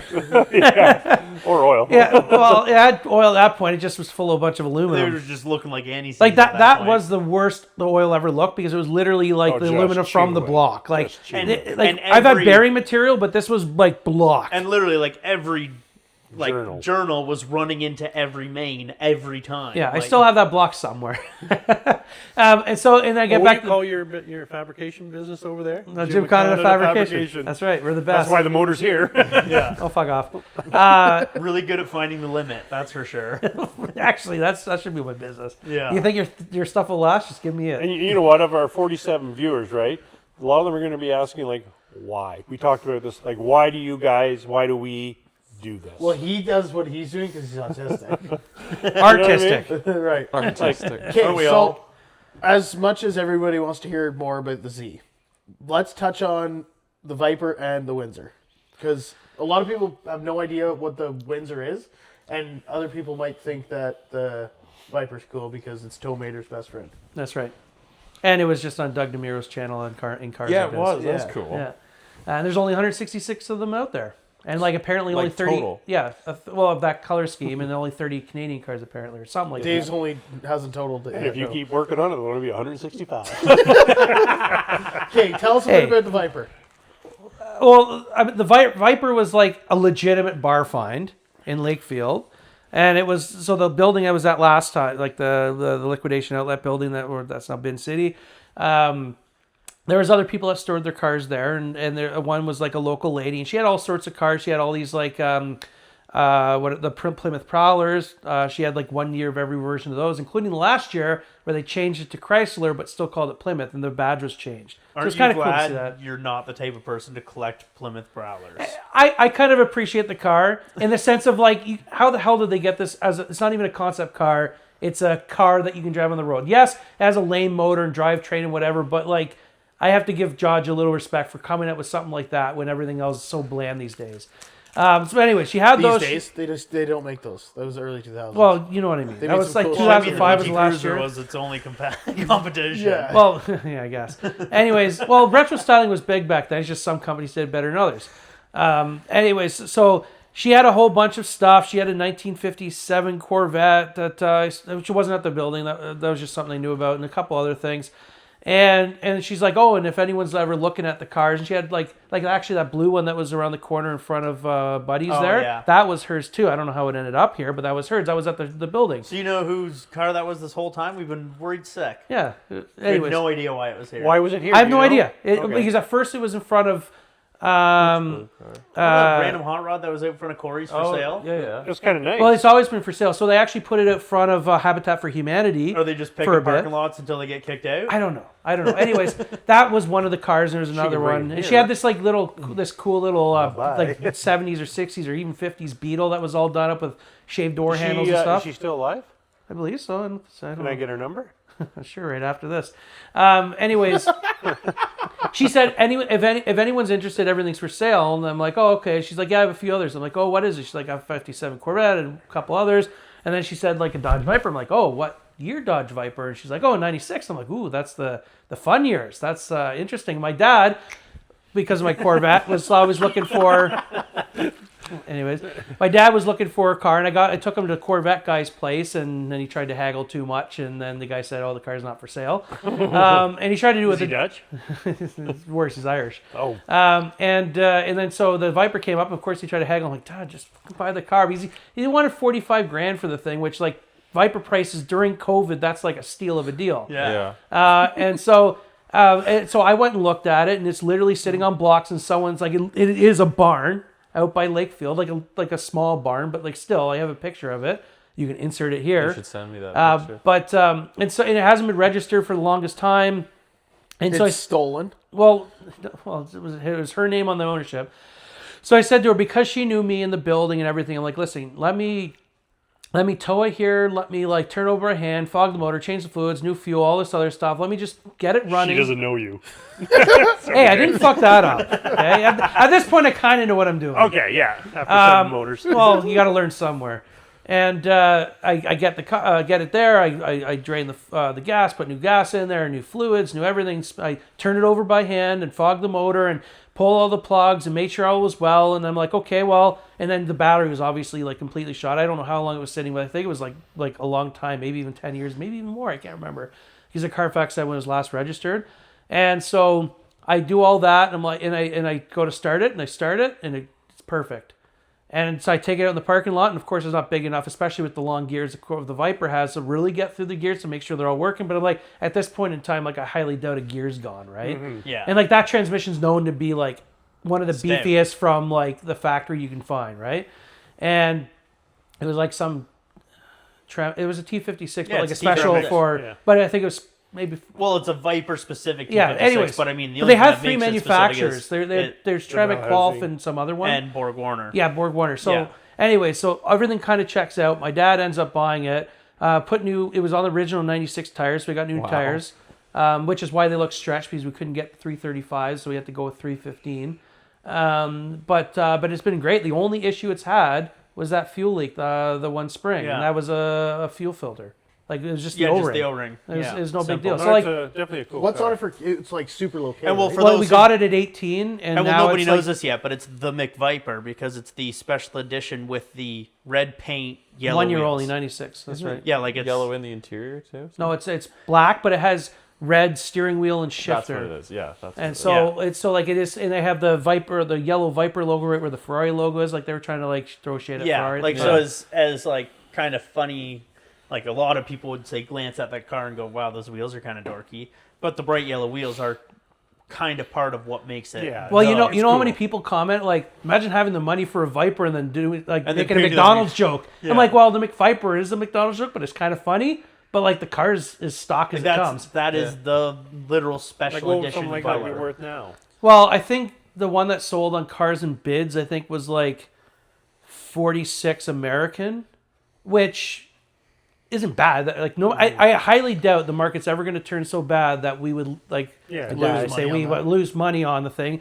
Because 45 grand at that rate was like 36,000 American, maybe even less, Yeah. whatever it is. And so like that was still at the time, and even now you're going to get that money back and then some. So the reality is it's a perfect car to be able to drive and enjoy it, unless you destroy the damn thing.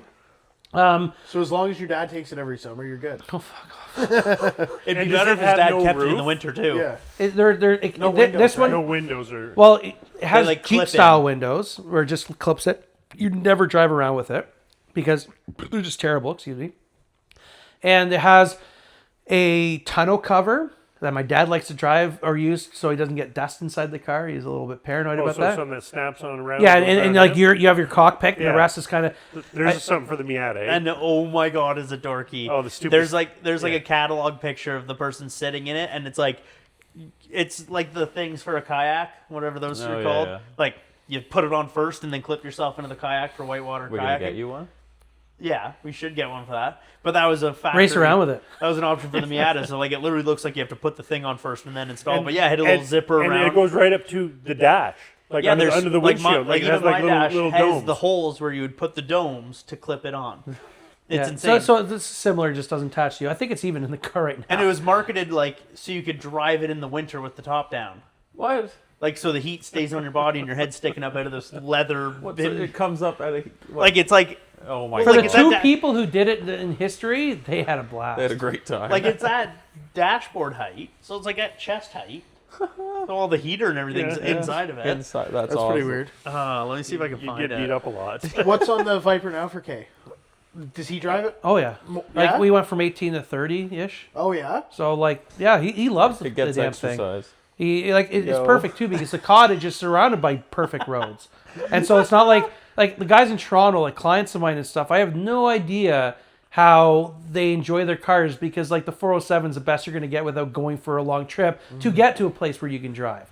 Whereas like the second you leave the driveway, you're having fun in the damn thing. And so it is the perfect place. It's kind of like here. You drive anywhere here and then you're just enjoying it the second you touch the car. Yeah. And so like he's in the perfect spot for it. So he definitely drives. He loves taking people for rides.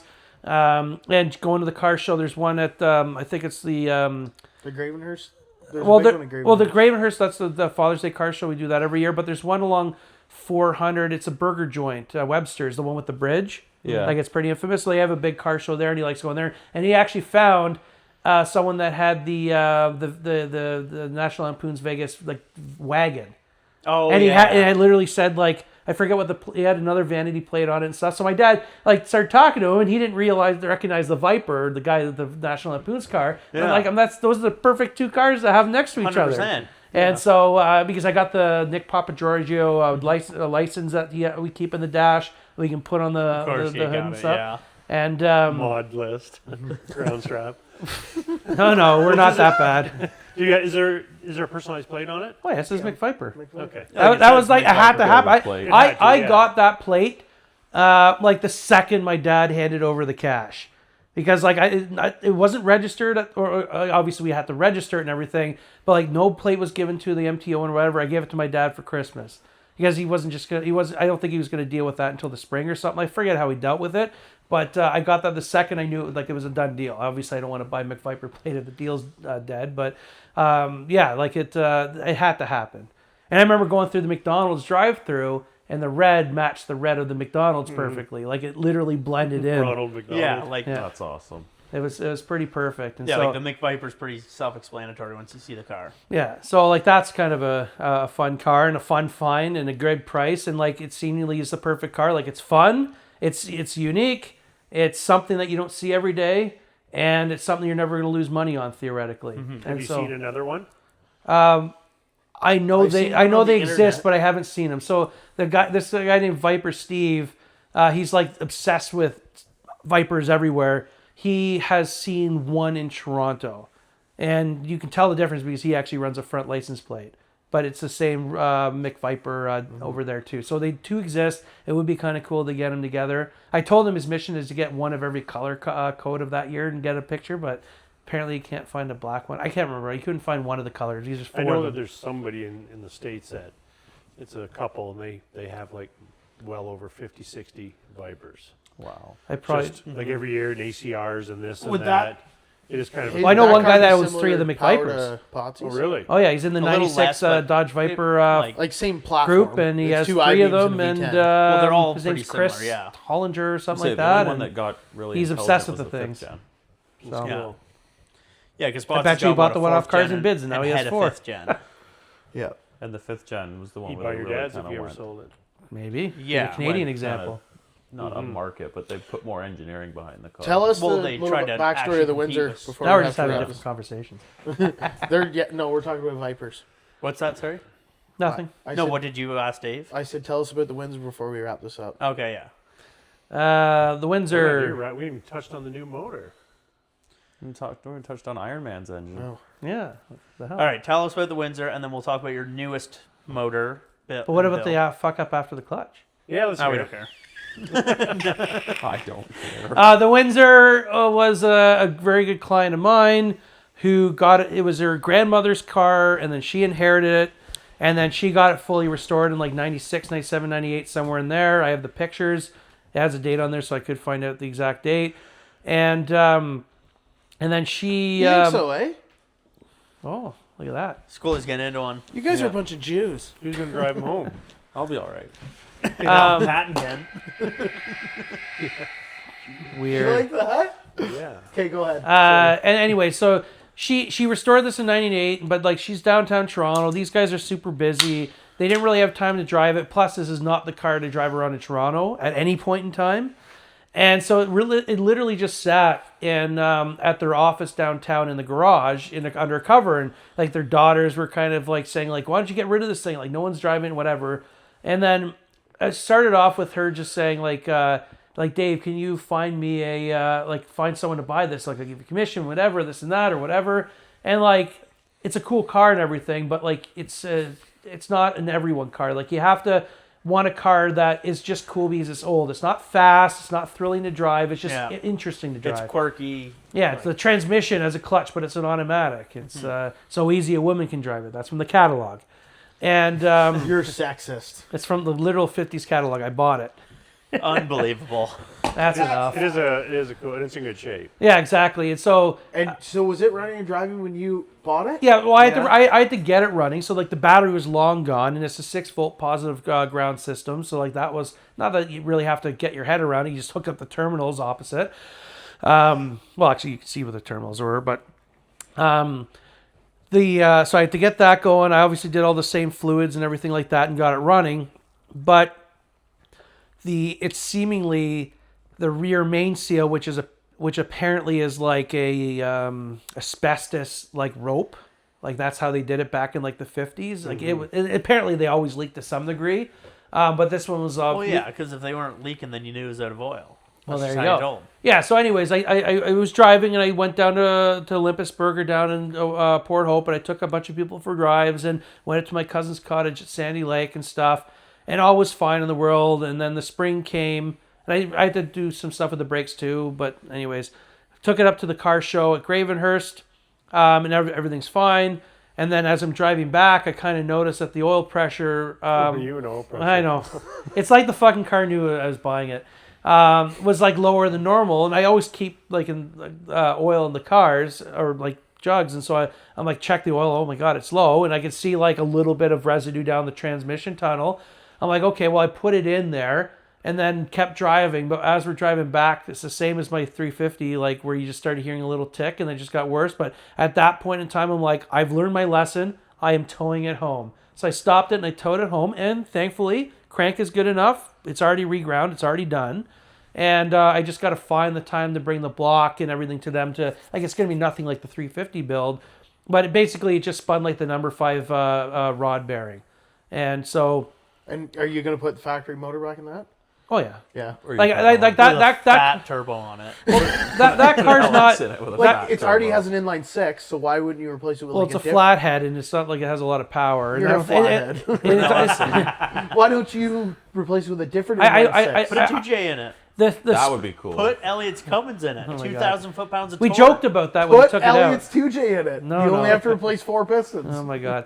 And I remember when you had the shop at the Giant Tire. You drove it here, and I could hear you it and I knock. did. Well, I that went that back we did drive it over here, and it was Yeah. just knocking I could the hear it whole from like a time. kilometer down the road. Things Yeah, just but either knocking way, away. they were still kept to a minimum. So like crank's fine, everything seems to be relatively fine. But yeah, so that's something that should have been done a long time ago. It's just the Nissan needs the priority, and the Nissans always need the priority because they keep blowing it up. And the reality is, we didn't unfortunately for rip the it other out until we were cars. here. So Unfortunately for the other cars, you don't leave much time in between the Nissan needing work for them to get any love. I know. It's crazy because, like, very opinion oriented, obviously, but out of the list of vehicles that you own, I'd put the Nissan last as priority almost. Do you know what I mean? What's your first priority? Corvette would be first for sure. Like the Corvette's super fun and super Aluminum cool. and big everything. block manual. Like imagine It would have a sniper on it not and it would have updating nitrous. isn't just powder coating the parts and making it look fancy. But like imagine putting proper suspension in that thing and making like a resto mod, and that Corvette would be so sick. Like Yeah, the, like the you- suspension's what's that pretty motor? good in it, but it's not like 550? crazy. Like still Like leaf I'm- spring. Yeah, and- like know. everything like Detroit proper stuff. coilover setup. they do have it's called 47, Shark Bite. And they're on an angle too, It's so it weird, looks pretty eh? cool. Yeah. Like I thought about it, but it was one of those things where like I was already going off the deep end. I need to put Yeah. like, put But down he's somewhere. been off the deep end for years. What's the motor making the VAC? For power. No idea. Like what? Butt dyno. Well, I had no idea on the butt dyno. What do you mean? Is The it Nissan's never ran long enough to calibrate his butt dyno. There you go. Well, the Nissan's definitely faster 300? in like all ways. The only Would it be faster than my vet? I don't know. We'd have to. I hope so. He Well, has no see, it's third funny gear. because so we were talking. Was it just me and Cody during this conversation? Were you there too when we were talking to Dean? So we were talking to Dean when we were dropping Cody's motor off, and I was telling him how like the Firebird ended up getting the spare motor instead of rebuild the motor, blah blah. And Dean brought up like I built like, that oh motor. yeah, like I got big blocks laying around. There's a fresh built 427 right there, and I kind of made a wisecrack saying like, 427 big block doesn't make sense to me personally, because like if I'm gonna have a 427, it might as well be an aluminum block LS, not some big boat anchor.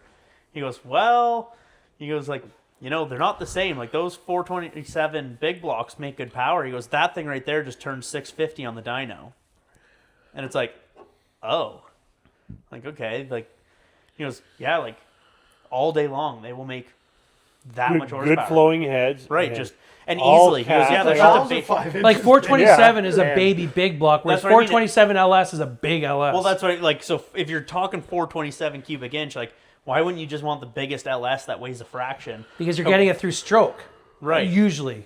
And then, but yeah, Dean was like, yeah, no, like that thing's a mild build 427 big block, and it turned over 600 at the crank. Wow. That's I'm like, wild. like that Yeah. is kind of sick actually. So like, imagine yours like, Well, like mine's so special I don't want to fuck with it, which kind of but sucks. imagine because yours with like a cam and a proper tune and everything. yeah, like, no. Yeah, I guess yours is a super special engine. Yeah, Yeah. it's but the as is for the it? power, that's the reason I don't know is because usually when you buy a crate motor from Chevy, they tell you what the rated horsepower is.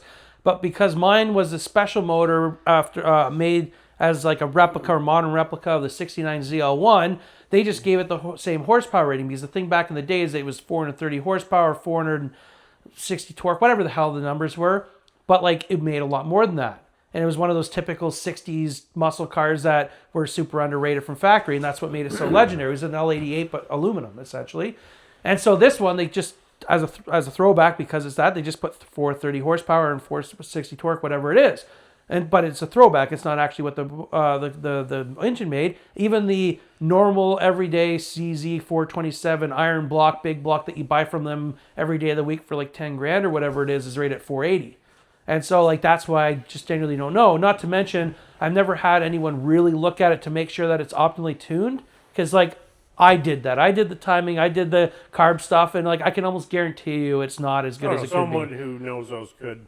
So I just more been jam enjoying out of it. It's fun. It's got all the torque. Like you can like bump your passenger in the back of the head with your foot kind of thing. Whereas a Nissan, I can't do that because everything's building up on the turbo. Because they're getting splashed with gas. Whatever.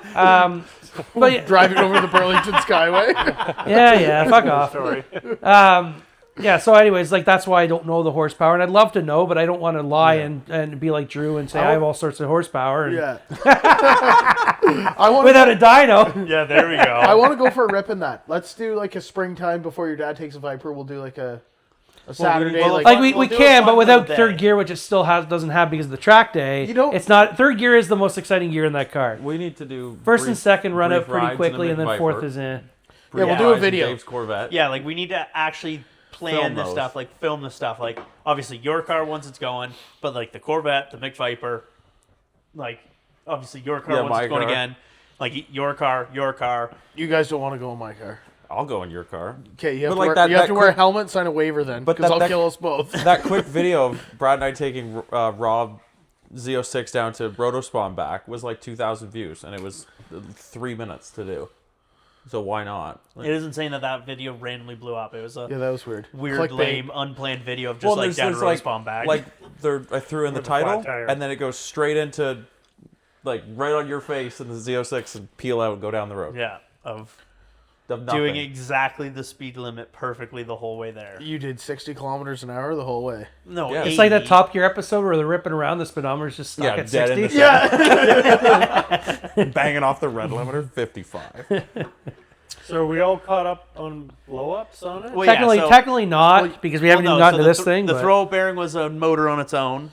Or not the throw bearing, sorry. The thrust bearing was a like the motor on thrust its own. bearing, unfortunately, was new crank, new block. Yeah, like that and- was a I fresh have to work build. tomorrow. But that was And a I did fresh reuse the build with, like pistons. no kilometers on it because you literally Well, putting it together. Here's the thing: is the heads were still reused, the pistons and rods were reused, and so yes, it was a fresh build. But like the pistons, the side skirts were never all that great. You wear skirt?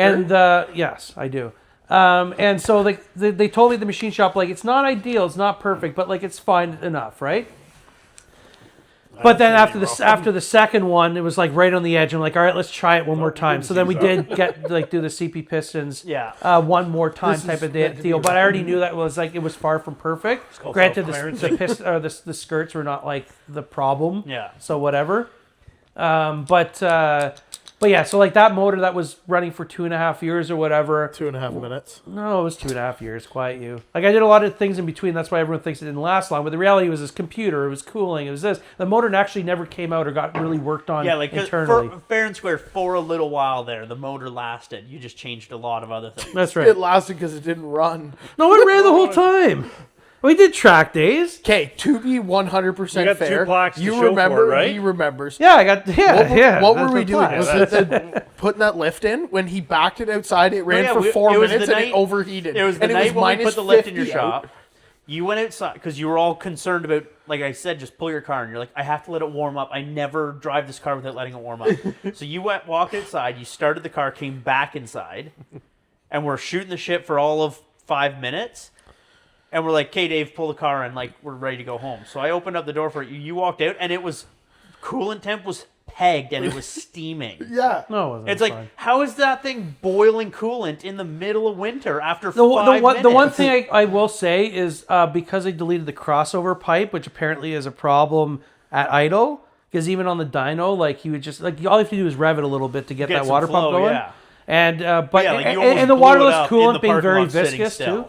in the winter. Yeah, well, no, Fans fine. are just screaming and That the would have thing's been steaming. That would have been bad if you had blown it up in the winter in the parking lot. At idle. Yeah. yeah. It was idle. That would Like have been fair and almost square. as bad. Well, as at idle without the crossover pipe, And you were also there pretty drunk. there was what's that? I said you were also pretty drunk.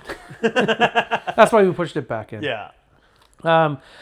But anyways, yeah. Well, at idle it had some issues, but I'm gonna do a crossover. Like that's what that plug in the thermostat Yeah. is. So we'll put a fitting on there just for something, Yeah. whatever it may be. So anyways, But so that's the motor that's the made motor it, that made it till this. Yeah. So and- it made it up until And that was at the GP like when that summer. happened. Yeah, 200 kilometers an hour and on the back straight, which summer thankfully I of was able to coast right off the 2024, track. Right. It Summer was of 2024. Pretty Spring, uneventful, technically. though, or wasn't it? spring, like May. It was like May It- yeah. 2024. It was pretty uneventful. It was. Well, Well, yeah. the thing that because my GoPro wasn't running the fact, the one thing that was eventful, and I remember seeing it, Smoke? is the plume of smoke behind me, and I was amazed that they didn't have to do any cleanup.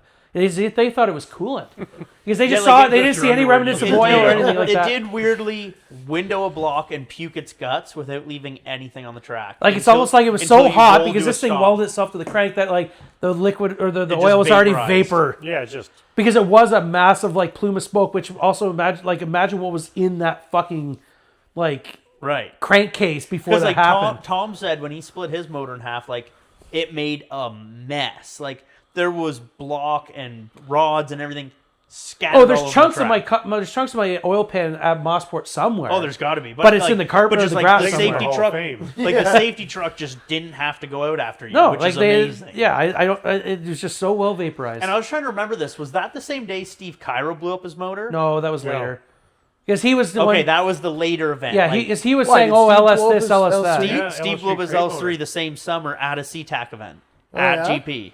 and it was an LS swap, so you can't tell me they're bulletproof either. Yeah, he drove And the his- fucking wheels off that his thing. was Yeah. a crate motor. Yeah, I know Like it a was new right motor. from crate Well, motor, or yeah. right a from new GM. motor, but like, no, it was running for a few seasons, and he Yeah. drives the Well, I know, wheels but- off of it. Like he that guy does, he knows how does. to fucking wheel that car. Yeah. No, That- no, he's a great It's driver. blue it's 350Z blue LS3. 350 with an LS3. Oh, with in the it. LS3 in it. Yeah. Like he drives the fucking wheels off that thing. Yeah.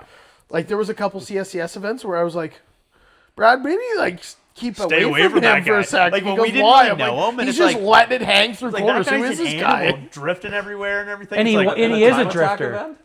yeah. Is he a drifter or is he? He's a Like he drifter. started as a drifter and then then built a time attack car and came out and just drifted. drifted in the time attack event with his new car. Now he's doing and the this year door-to-door. will be the first time that car's back and running, and he blew up a little after mine. So we're Yeah. both coming back after like a 2-year hiatus after. Yeah. for The blue second. is Yeah, so you haven't cool. But he does door to door. You haven't met him yet Now he because his does. car's been down, but now he's converted his car to run GLTC in grid life. Oh, okay. But Yeah. he still will do a couple time attacks, I'm sure. But that's not where his heart is. He Yes, loves exactly. the door to door. He loves the door to door. He's a Yeah. good driver. Is that LS3 still? Yeah. Yeah. Yeah.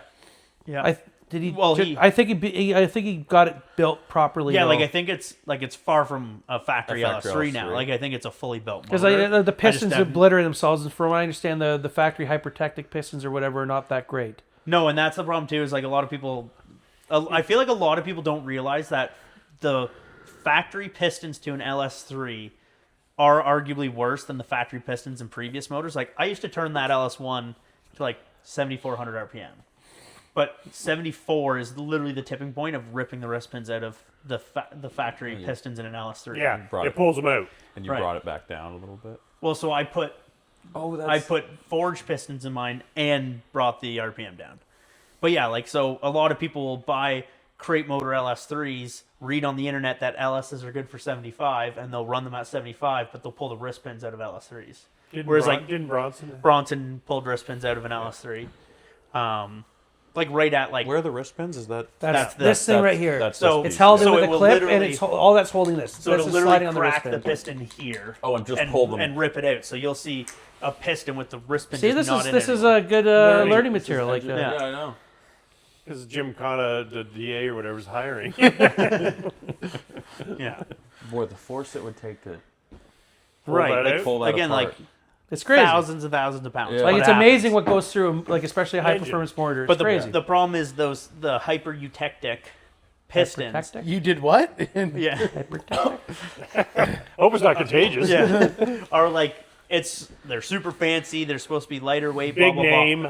But they are cast, so they are. They're kind almost of like a brittle. flow form wheel where they're like a premium cast. Yeah, they're like Right. the best version of cast. But I think they also were like lighter weight. Blah blah blah blah blah. Like right? look at this piston and the shit it went through, and it's almost like fully together, like nothing ever happened. Yeah. A hypertectic piston would probably be Like multiple different nothing pieces. ever happened. No, but I'm just saying, Look, like, give me that for a no, second. just you know what I fucking mean. I know I'm just what you saying, mean. like, look at the shots. That hypertectic piston would have exploded the Yeah, yeah, fucking let me thing see there. that. Like you mean as Okay, in- just so you guys are clear, This is what a piston should look Dave, like. Dave said like nothing ever happened. You mean as in it It looks hasn't like this is in a shattered That's what I'm blender saying. A for fucking 5 hypertectic hours. piston would be multiple pieces. pieces. Whereas that's just Yeah. taking its damage. Hopefully you and guys can see Like that. Steve Carrow's were multiple Dave's pieces stupid. just from revving high. Yeah. That got smashed around and it's still in one piece. Yeah, because the I know- oil I- was 5,000 degrees. I get what you're saying. Yeah. Yeah, but yeah, Okay. the cast, like, sure they work great for mass production Are we and really? they work great Almost. in general. What? What are we at? Almost 2. What's No, the we're- actual time count? 8 o'clock. We're at No. What's we're at an hour and like 20 Oh, no, or good. 37 We can minutes. I split think. this up in a two-parter. Yeah, Yeah. Tell We, us we about haven't Iron even Man. got. We haven't even got to the the Iron Man engine. build now. Which is accidentally an Iron Man engine. So Yeah. when you were at the track, you had that active arrow on there, right? That day, yes. Is that Dicker Racing? Victor Victor Racing, that's Racing. right. Who's now closed down and You're out no of more. business. The wing is actually Victor Racing, but we Yeah. call it the Dictor Racing. Right. Is that because And it's active arrow. Yeah, just- Tell us about that, Dave. Like Dave's the gonna GPS decorate. or how does it work and braking Well, and it kind of bugs me because like it's a cool product and it works so well on how it's designed to some degree, but there's so much more potential. And the guy's out of business now, so I don't know why. But I messaged the guy being like, "Hey, send me your code. I know what I'm doing with this stuff. Let me fuck with this so I can do more." Because even the screen's not very intuitive of like how you control it and whatever. And I'm thinking like this is like a microcontroller, like an Arduino. It's not an Arduino, but something of like. So you can have external inputs going to this thing, like have my Heltec enable DRS or some shit like that. You know what I mean? Like there's all sorts of potential. But that aside, and that's going to be a future project at some point to get my own control on it. But how it works right now is it has a GPS going to this microcontroller. The microcontroller has 2 H-gate motor controllers that control the solenoids. The solenoids obviously control the wing, right? And so on the screen that you have, you can program in how many negative G's to go into air brake mode, and then the angle in which you do air brake mode. Because obviously, like this is not good. You still need some angle. And then you can program in, I think it's 3 different speeds at different angles. So like you can have like super aggressive angle, up until 100 mile an hour, and then start lowering down to like lower your drag because you're on the straight of So Mosport. right when you're going the fastest, it flattens out and you lose all. Well, your you can do the downforce. opposite. I'm just saying, whatever. You could, did you have a GoPro on it? I did, but it wasn't running. That's why you Oh. don't see the plume of smoke either when I Okay. blew up. But That's imagine why the GoPro angle changing. Yeah, the and shit. GoPro Yeah. angle You'd changing. fucking Well, make, that's- make it throw up. well, I have one from autocross, but it's uneventful because it's all low speed there, and Yeah. all you get is like a braking. It is cool. So but I have new GoPros now, so that shouldn't happen the next time it's running. But and then there's a DRS mode, and then I didn't pay for it because he wanted like $800, but you can put there was a button you can put in, but that's another thing. Like the board's right there, I can just tap a button into that, so it should be easy. I'm gonna get control of it one day, and then have the Heltec control it, because imagine like instead of negative G's, just brake pressure. Like once I hit a certain brake pressure, it And goes as into the brake mode. pressure rises, the angle also changes. Yeah, if you, like if you there's- tap the brakes, it doesn't do anything. If you get on the brakes lightly, it starts to do something. If you're heavy on them, then it flattens. Or steering wheel angle. Like if I'm going straight on like the Motorsport GP and I'm going straight, well, I don't need much. Right, but as soon as you go to correct a spin, That's right. Now it goes back to high downforce. Like the Zenvo, you see that wing? It's like Yeah. you even go side to side, like it does that. So there's a lot of potential there. I just want to get control of it to play around with it. I don't know what's going to work, what's not going to work, but I want more control. It's just Yeah. cool. But out of the box, that's how it typically functions. And so it was a cool product. It's still a cool product. I had higher hopes for the company, but like they didn't seem to like innovate. Like I didn't get it right at the start, and like give me 3 days with that program, and it would have been way better than what's on there. So I don't know who this guy is. It honestly feels like it was like a school project that he. Like developed into a product and just got a company to make the mounts and the wing and everything like that. And then you had to sell your firstborn child to pay for it. Well, I got it on sale. My bad. I remember that. The Victor Racing Wing's on sale. I got to order it. And I'm like, how much is it? I don't know. Wasn't it like $5,000? Well, it was 3,000 American, so whatever that So it was. was in Canadian. five So grand. it's $8,500 Canadian. That's crazy. You have active suspension too, don't you? Yeah. Tine. For The, sure. the, cheater the, car. the Tyne suspension. I got that off you guys. Yeah. That's kind of cool. I like the Yeah. the So- active And by suspension. active suspension, it is kind of just like the idea of Damping? current mag ride. It just actively adjusts the damping rates. It's not like it's like It's just a motor where you normally have a Yeah, dial where that's you now normally- controlled yeah. through the computer. Yeah. But like don't it, have to adjust the clicks; it does it. yeah, Like, but it's so kind of the- cool because I can have the presets on there. And like if I'm driving down a road, I've done it a couple times just to show people, right? But it's one of those things where like when you feel the difference, it's kind of cool to know it's actually doing something. You go full stiff, suddenly like you're feeling every bump of the road. You go Yeah. full soft, which is normally how I keep it, like just while I'm driving around, Yeah. and then like it's actually fairly you try to keep compliant. things full soft. Yeah. Yeah, And it's like and- sport mode, track mode.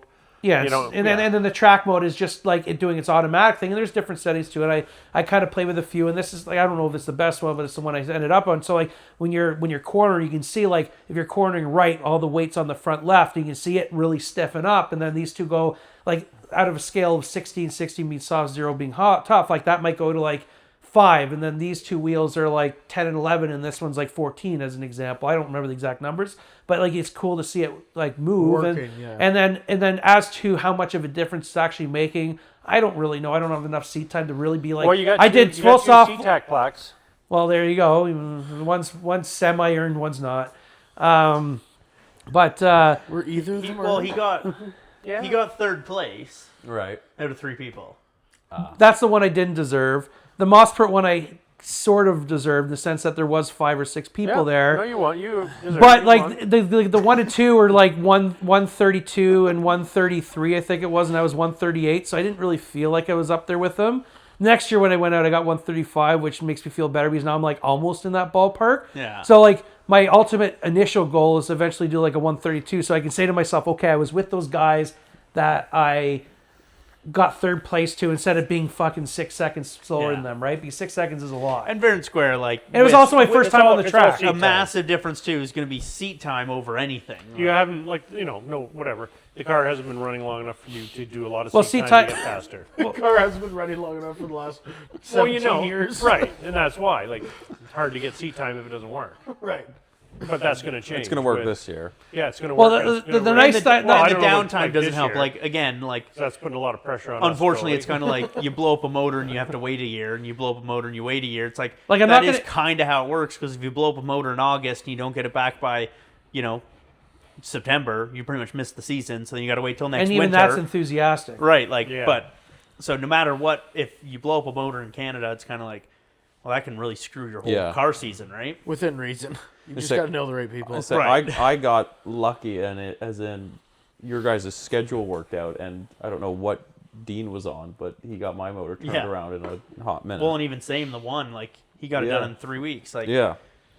yeah. And again, like obviously we all know, like it doesn't take that long to fix a motor, but all these guys are so friggin' busy. It's hard to find somebody with an Yeah. open slot, let alone somebody who'll even take on more work. Yeah, right? So- exactly. And like my problem with this build is I did the main caps as we were talking about earlier, but they don't have a line bore machine, just a home machine, so they send another to another They're shop. getting another shop. And then involved he's took 6 months, and apparently he's the kind of guy that you don't bug, or he's just going to say, be like, all right, I'm not dealing with this anymore, take your shit. Yeah. So you don't want to push his button. So I waited 6 months on that, and then my machine shop, as great as they are, aren't super quick, and whatever it is, what it is at this point. Plus, this time around, like if I put the motor back to exactly how it was before, it would have been back a long and it time would have been ago. broken since. Yeah. Well, it would have went 2.5 years. Right. But this time with the dry sump and everything like that, it should fucking last longer. As I said, I don't know what else. Unless there's a clear, like, this is what I fucked up. That's why, like, all these, it costs a lot of money, whatever, but, like, the learning every single time is, I'm not going to say fully worth it, but semi worth it, right? It's hard lessons, but, like, you don't forget them, except for the powder coating threads. I learned how to. Dave still has to fuck up a few threads a few more times before clearly he Oh, wins. I think I have an insert photo here. I think I have a photo for that. Like I said, I can count now after last season. Yeah. 1, 2, 3, 4, 5, 6. Yep. Instead of 6, 5, 4, 3, 2, 1.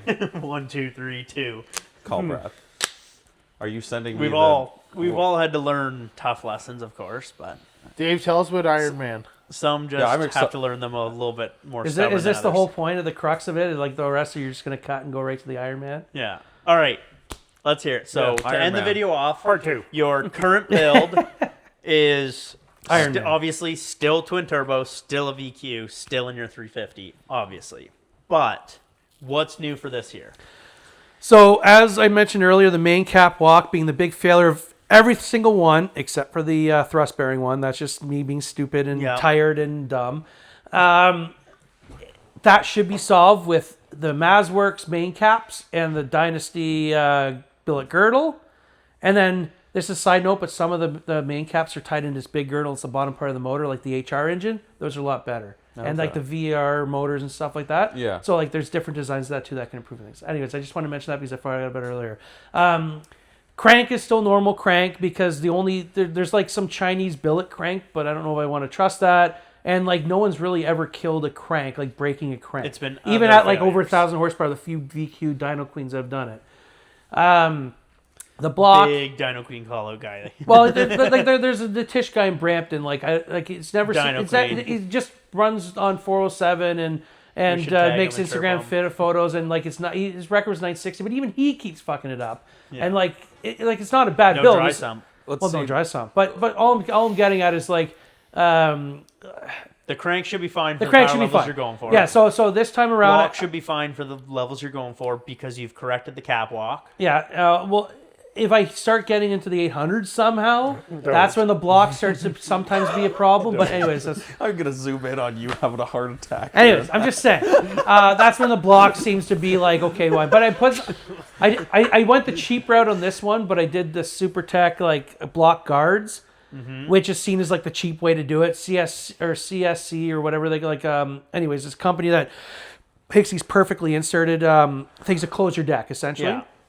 But I did the cheap way of doing that. That's the one thing I did do the cheap way. But anyways, all fresh machining, CP pistons. But I upped the compression ratio to just a hair under stock. So stock is 10.3 to 1. I did 10.1 to 1, and I got them line to line coated. It's like their Armor CC, so they're now ceramic coated. Same with the bearings. They're King Racing bearings, same ones I had before, but now they're like Slick CC, I think they're called, like a really thin layer of ceramic or whatever the hell it is. Which the idea of that is if they oil starve, they may last longer. Yeah, it just doesn't eat down to the soft metal because if you actually look at bearing material, it's super soft, super soft. 100%. And it's literally just the load spread that's keeping them alive. Actually, the Windsor one actually sandwiched out around the fucking rod, so that was super soft. But anyways, the other thing I did on so I did the Armor CC on the piston skirts, but on the top I did I forget what they called it, but it's like a thermal coating that prevent hot spots and stuff like that. Not that was ever an issue, but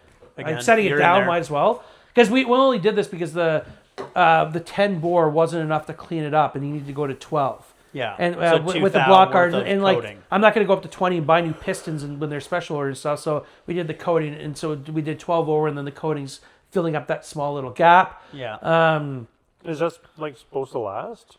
Should yeah. Like, apparently it's really good stuff. Like Crazy apparently when it's you really think good about stuff. it, Like coat something On the inside of your motor. on the inside of your I motor. don't care what it's coated with. And as Yeah. much as I joke about Even- it all the time, it is meant to self-clear. Okay, but like even like remember my pistons had that square Square of of- black yeah. coating on Yeah, the on the skirt. side skirts. So like CP piston, I don't know if they do something invisible. They don't have that black like Wiseco does. Like mine look like this new, Yeah. well, not with the scratches, of course, but like no coating. Because like mine have that, and it's kind of like you would think like whatever that is, how's it on the inside of a motor and gonna last? Gonna hold up. Yeah. Well, ceramics are crazy or whatever Yeah. the hell it is. So, anyways, that's the coating. And the what else on the bottom end? The King Racing bearings. I think that's really it. Oh, an oil pump delete because we needed that. Yeah, oil pump delete, That's big right. oil pump delete guy. That's right. Where he's going, he doesn't need an oil pump. Is that not sound no, like that's it just because that's of to the dry ditch sump? the that's He to doesn't ditch need the oil. Because I know I have factory. the dry sump when we Right. forget So that. it essentially turns the factory oil pump into weird that just they an call oil it dry passage sump, eh? to cook. Well, no, like there's Dry literally It's a nothing Dave there. thing. Yeah, It's a Dave like, thing. but- It's weird they call it dry Anyways, sump yeah, because it it's does have oil it's in it. gone. But So- that's gone because you're dry sump. Doing dry Yeah. sump. So, Hey, What? here's a Dave thing. It's weird they call it dry sump because it does have oil in it. A Dave joke. Why is it dry sump when it has oil in it? that would be a joke, I'd say. That's a Dave joke. Anyways, top end, I went with the GSC cams, the T2, they're turbo cams, which Billet? they are billet. They're actually nice. beautiful billet. They are nice. They're I did. fucking beautiful. I helped you. Did you drop one on the Torque. floor? No, No. he dropped some other ones on the floor, but no. Those, It was those fun. are, I did like 6 of them. really nice cams Yeah, for sure. And they're basically the same, maybe a hair more. I think the other ones are 272 duration. These are 274, but either way, that's negligible at that point. But less lift, because the other ones were like the highest lift you can go before you have to start clearancing the heads, like the bores. And so those are like 12.8 mil. These ones are 11 something. But like, I'm forced induction. I don't need all that Which, lift, yeah, like right? for It's just those- adding extra strain on the springs and For those whatever, wondering, right? like lift is good for naturally aspirated motor because you want to open Or that. supercharger. Well, but like Well, I guess it's like I naturally aspirated versus forced induction because naturally aspirated you are literally relying on sucking air in, so you want the hole as big as possible and easy to flow through. Right. On the Yeah, I guess superchargers matter, but Yeah. as much. high lift puts a wicked amount of strain on valves and a wicked amount of strain on valve springs, and then the valve has to travel longer Every rotation. stroke. So it's like you're literally hurting the reliability and all of it. If you can keep your stroke of your valve shorter, now the springs don't have to work as hard as often. Blah blah blah blah blah. Yes. Is that why the LS7 drops? valve? No, that's different. That's because because of the angle. Okay. They just wear, They're at an wear, aggressive wear. angle and they wear sideways. Okay. Yeah. Because they're But so- big valves. Yeah. In the forced induction world, you're cramming air down that valve, so it doesn't have to open. So quite if you as have long. duration, you have the length to get Yeah. it in, but you don't have the height that's causing all this you're, stress. you're keeping it open for the same amount of time or longer. You just don't bother opening it as far to add the extra stress you don't really need. Okay. Yeah, so those are the cams. I Conical valve springs. yeah, the GSC conical valve springs that are also a lot higher valve rate than the JWT ones. And they're actually higher than like a lot of them. Like typical valve springs, like every motor's different. Like LS world, because it's like dual valve.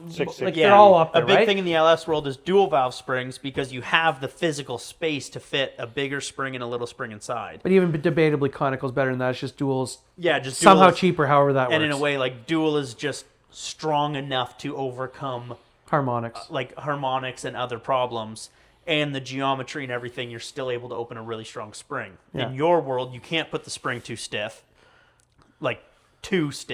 so you have to make sure your stiff enough spring doesn't have some wicked harmonics. And Well, that's the whole conical point of the spring changes conical. The conical Yeah. valve spring, every single wind is different, so So you'll it never doesn't- hit a harmonic frequency ever. Beehive is pretty good, but there still might What? be something there. Anyways, that's the conical at this point in time is seen as the best style of valve spring. It also has a smaller retainer, so that's less valve train weight that's rotating.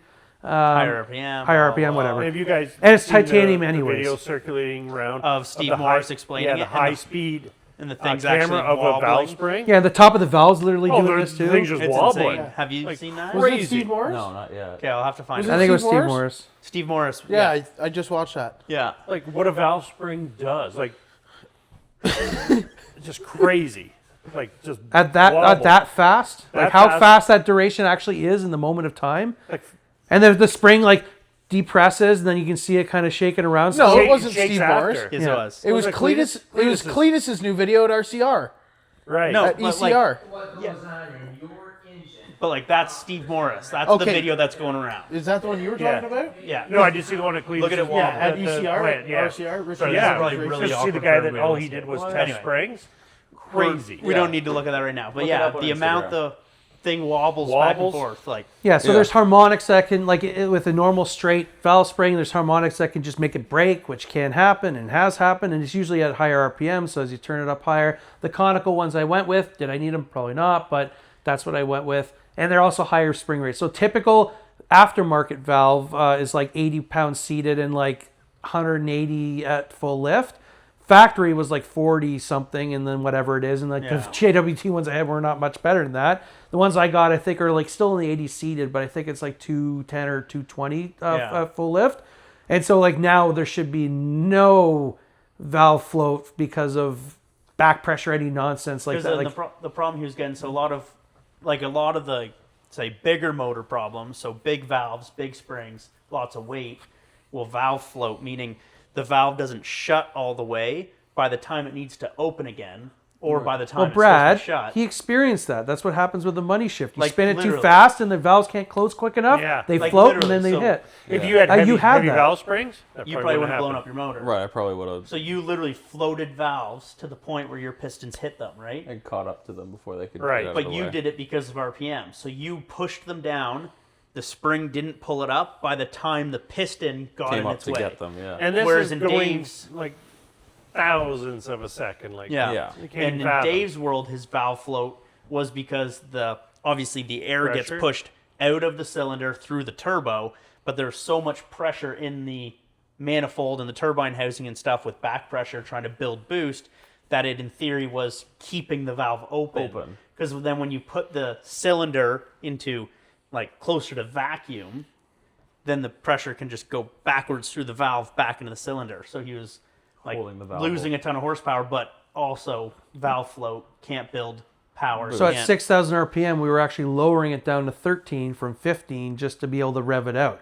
And who knows what other magic the guy did with timing and all this other stuff. Like, I've never had top end power in that motor. Like, I've had power in the top end, but I've had I had like 600 and It's mid range. well, it's like 645 foot-pounds of torque at like 4,800 RPM or whatever it was, and then I was hitting like 655 wheel horsepower at like 5,700 or whatever it was, 5,700 RPM, and then we lowered the boost and whatever else the guy did to make it just be able so I can rev it out. Just started tapering off at the end. So I've never had top-end power, whereas all dyno graphs kind of go like this, Right. and then they taper off So whenever. in theory, it's working so hard to try to make the boost that makes the power that other things are becoming the weak link that don't let you make power. Make the power. And you don't want to go with too heavy of a valve spring. Like simple, let's just put a heavy one in where Well, then it wrecks lifters it wrecks and rockers and- the cam so much and robs horsepower because it's so much harder to push that spring, which is It's just pushes it wear. up. Everything's So there's a wear. there's It's an a, equation. There's to a it. happy medium. there's a happy medium where it's going to close, but it's not going to wreck cams or lifters or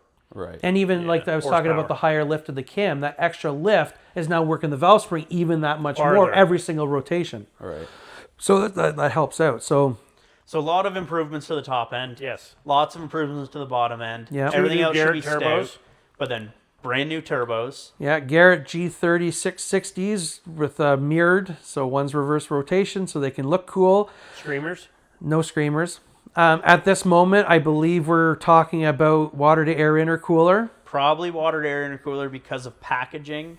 It'll just be tricky to get like the turbo to plumb to a front mount back to the intake With and everything fit else the we wanna rad do. and everything else we want to do. So we'll probably keep the intercoolers behind the rad, but they're at that point water to air, so they're a sealed unit, and then you pump the water to somewhere you can get the air to cool it. So So oil we'll just cooler- have a heat exchanger in front of the radiator, like a small 'cause radiator, because in theory, like if oil cooler's in the back, which it is, yeah. then you don't have too many things in the front, so we open up room to cool the water in the front, whether it's on the corners or one in front. I feel like Probably in one front is exactly fine. Probably one in front of the rad, so then the water will get cooled. The water to air intercoolers can package tight to the motor, out of the way of everything. And with the tank, we'll have a lot of reserve anyways. Exactly. So that's probably the plan. So, and it makes charge pipes shorter, which is always nice. It makes assembling everything And the nicer unit 'cause you're not- itself is smaller too, like the actual Rob's got core. leg. What's that? Rob's got You lag. farting over there again? Oh my god. Anyways, and then there's less intercooler. Meme. There's less intercooler to like possibly cause any pressure drop. So it's not a huge issue, but it's just less expansion Yeah. and then. The only downside to it is the fact you need a water pump, water, and a separate But if heat we delete the exchanger. meth, I already have all that shit anyways. Exactly. You got to lay off the meth. Oh, I never even used the meth. The meth system's been there this whole time, That's and I've never somebody used who it. uses meth. That's something that I would say. They would say. There you go. So anyways, it's never been used, so I say fuck the meth. I don't even have an intake manifold I can do the individual throttle Yeah. or Yeah, you injection do. to, so... Anything's possible. Well, I don't want to. It's stupid. Yeah. But So- anyway, so we already have half of the means for the water We system just need bigger for water lines. intercooler. Yeah. There's Oh, lots that's of just things. an electric water pump, right? Yeah, like in the grand scheme of things, water lines and a water pump and a small water And I tank could- are simple compared to snaking 3-inch intercooler pipes down around the rad to the bumper. And are you going to have the Haltech control the water pump? Of course. Speed? If it's PWMable, but I don't know if it's impeller I don't know if speed it's a on the reason water for it. pump with. Yeah. I don't know if it's worth it on that point, but I definitely could PWM it if I You'll- cared to. That's crazy coming out of your mouth. Fair enough. Not worth Worth it. Okay, You fair have a enough. map sensor in your crankcase to monitor your vacuum for your adjustable vacuum regulator, Dave. Okay, fine.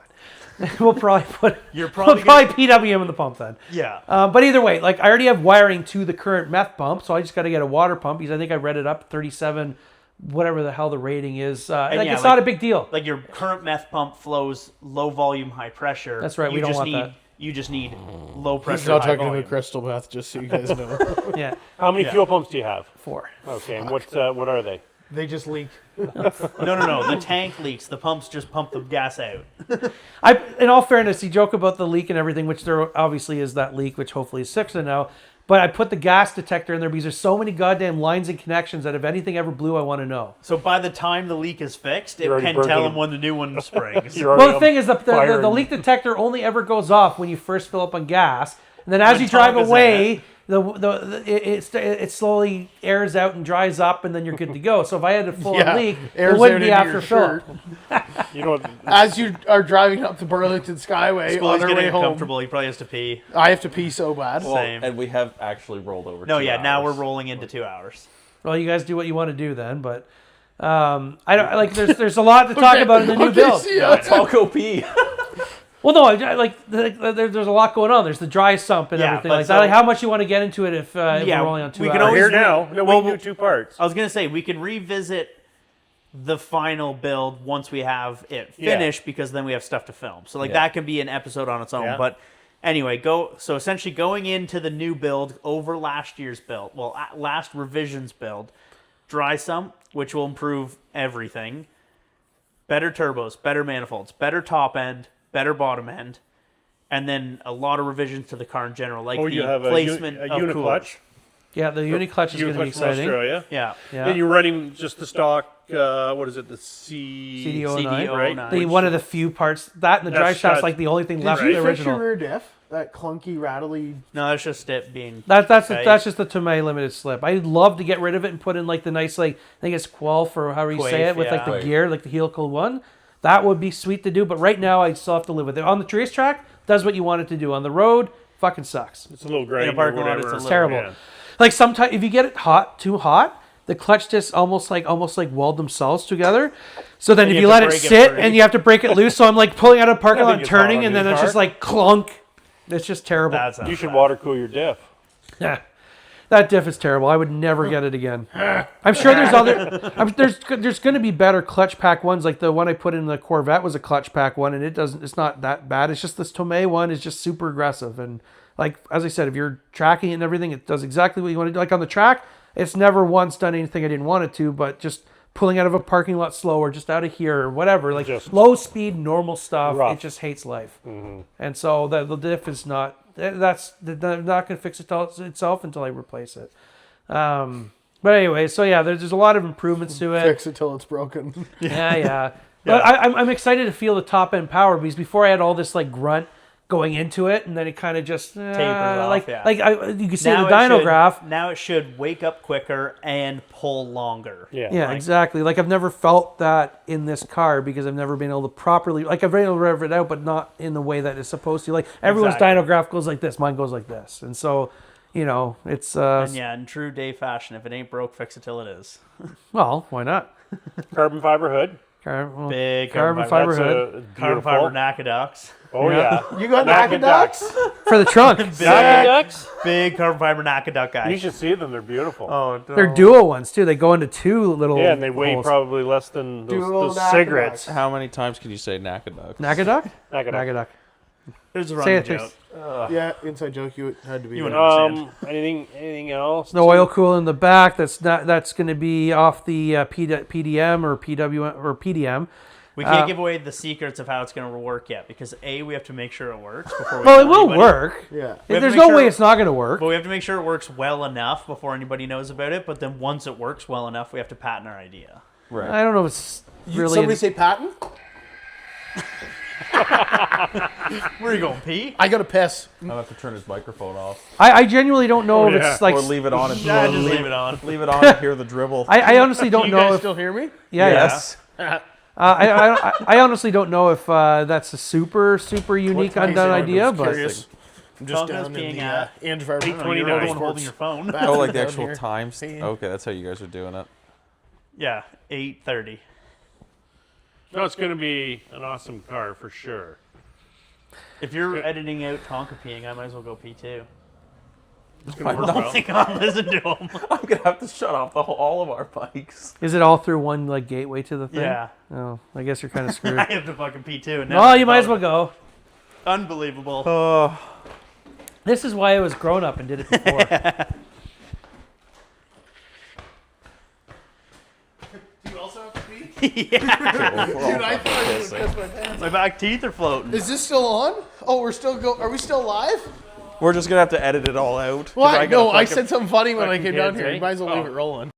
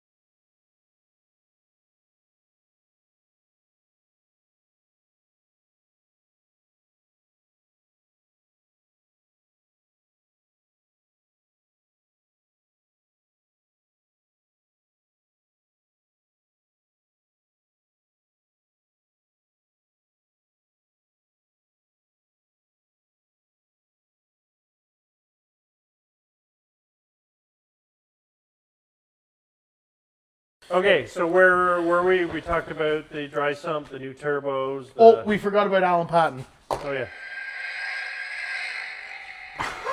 Tonka's butt crack again at 8:30. That sound never gets old, eh? No, it never will. Okay, to regroup. So dry sump, You have what? oil tank in the back, oil cooler in the back. Sure. PDM controlled PDM for controlled fan for the and pump. Party in the front. That's right. Oil in the bag. Yeah. Gas in your hair. Oh my god. You're the Are sensor. you deleting your subwoofers? No, I'm putting more in. Unbelievable. Oh yeah. I want like quad 12s in there. Big I want to be jaw. bumping. You That's right. You 350Z Big guys. I need the most expensive big John machine. That would be it. Yeah. Yeah. You have Unbelievable. sound coming into your turbos. Big jaw. Big bad jaw. If you don't know what a big jaw machine is, then you just You're not going gonna to understand. Instagram, you wouldn't understand. Kids these days. Kids these days. Yeah. So, Anyway, not sure what the ETA is going to be of your build. You'll have to be Your back bill. on again once the car's done. Bill. Duh. Once it's running and you've driven it a bit, you have to come back again. We'll Oh talk yeah, about it we'll do again. another episode on it. well, it would be 100%. nice after it's tuned and it's actually know Yeah. all the details. Who's gonna tune it? Scully? No. Oh, two steps. Elliot. You know who I would get to tune is Elliot. No, I'm okay. I hear he's good at tuning things. Who Now he'll be like, "What are you running an intercooler for?" Oh, you mean this turbo motor doesn't need anything to cool it? Yeah. You say detonation.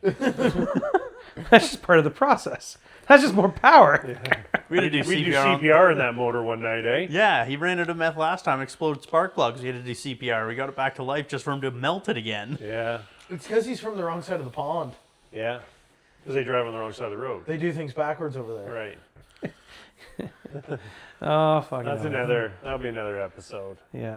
So we're it's gonna be But we'll It's gonna be a badass car it's when gonna it's be a done. badass car.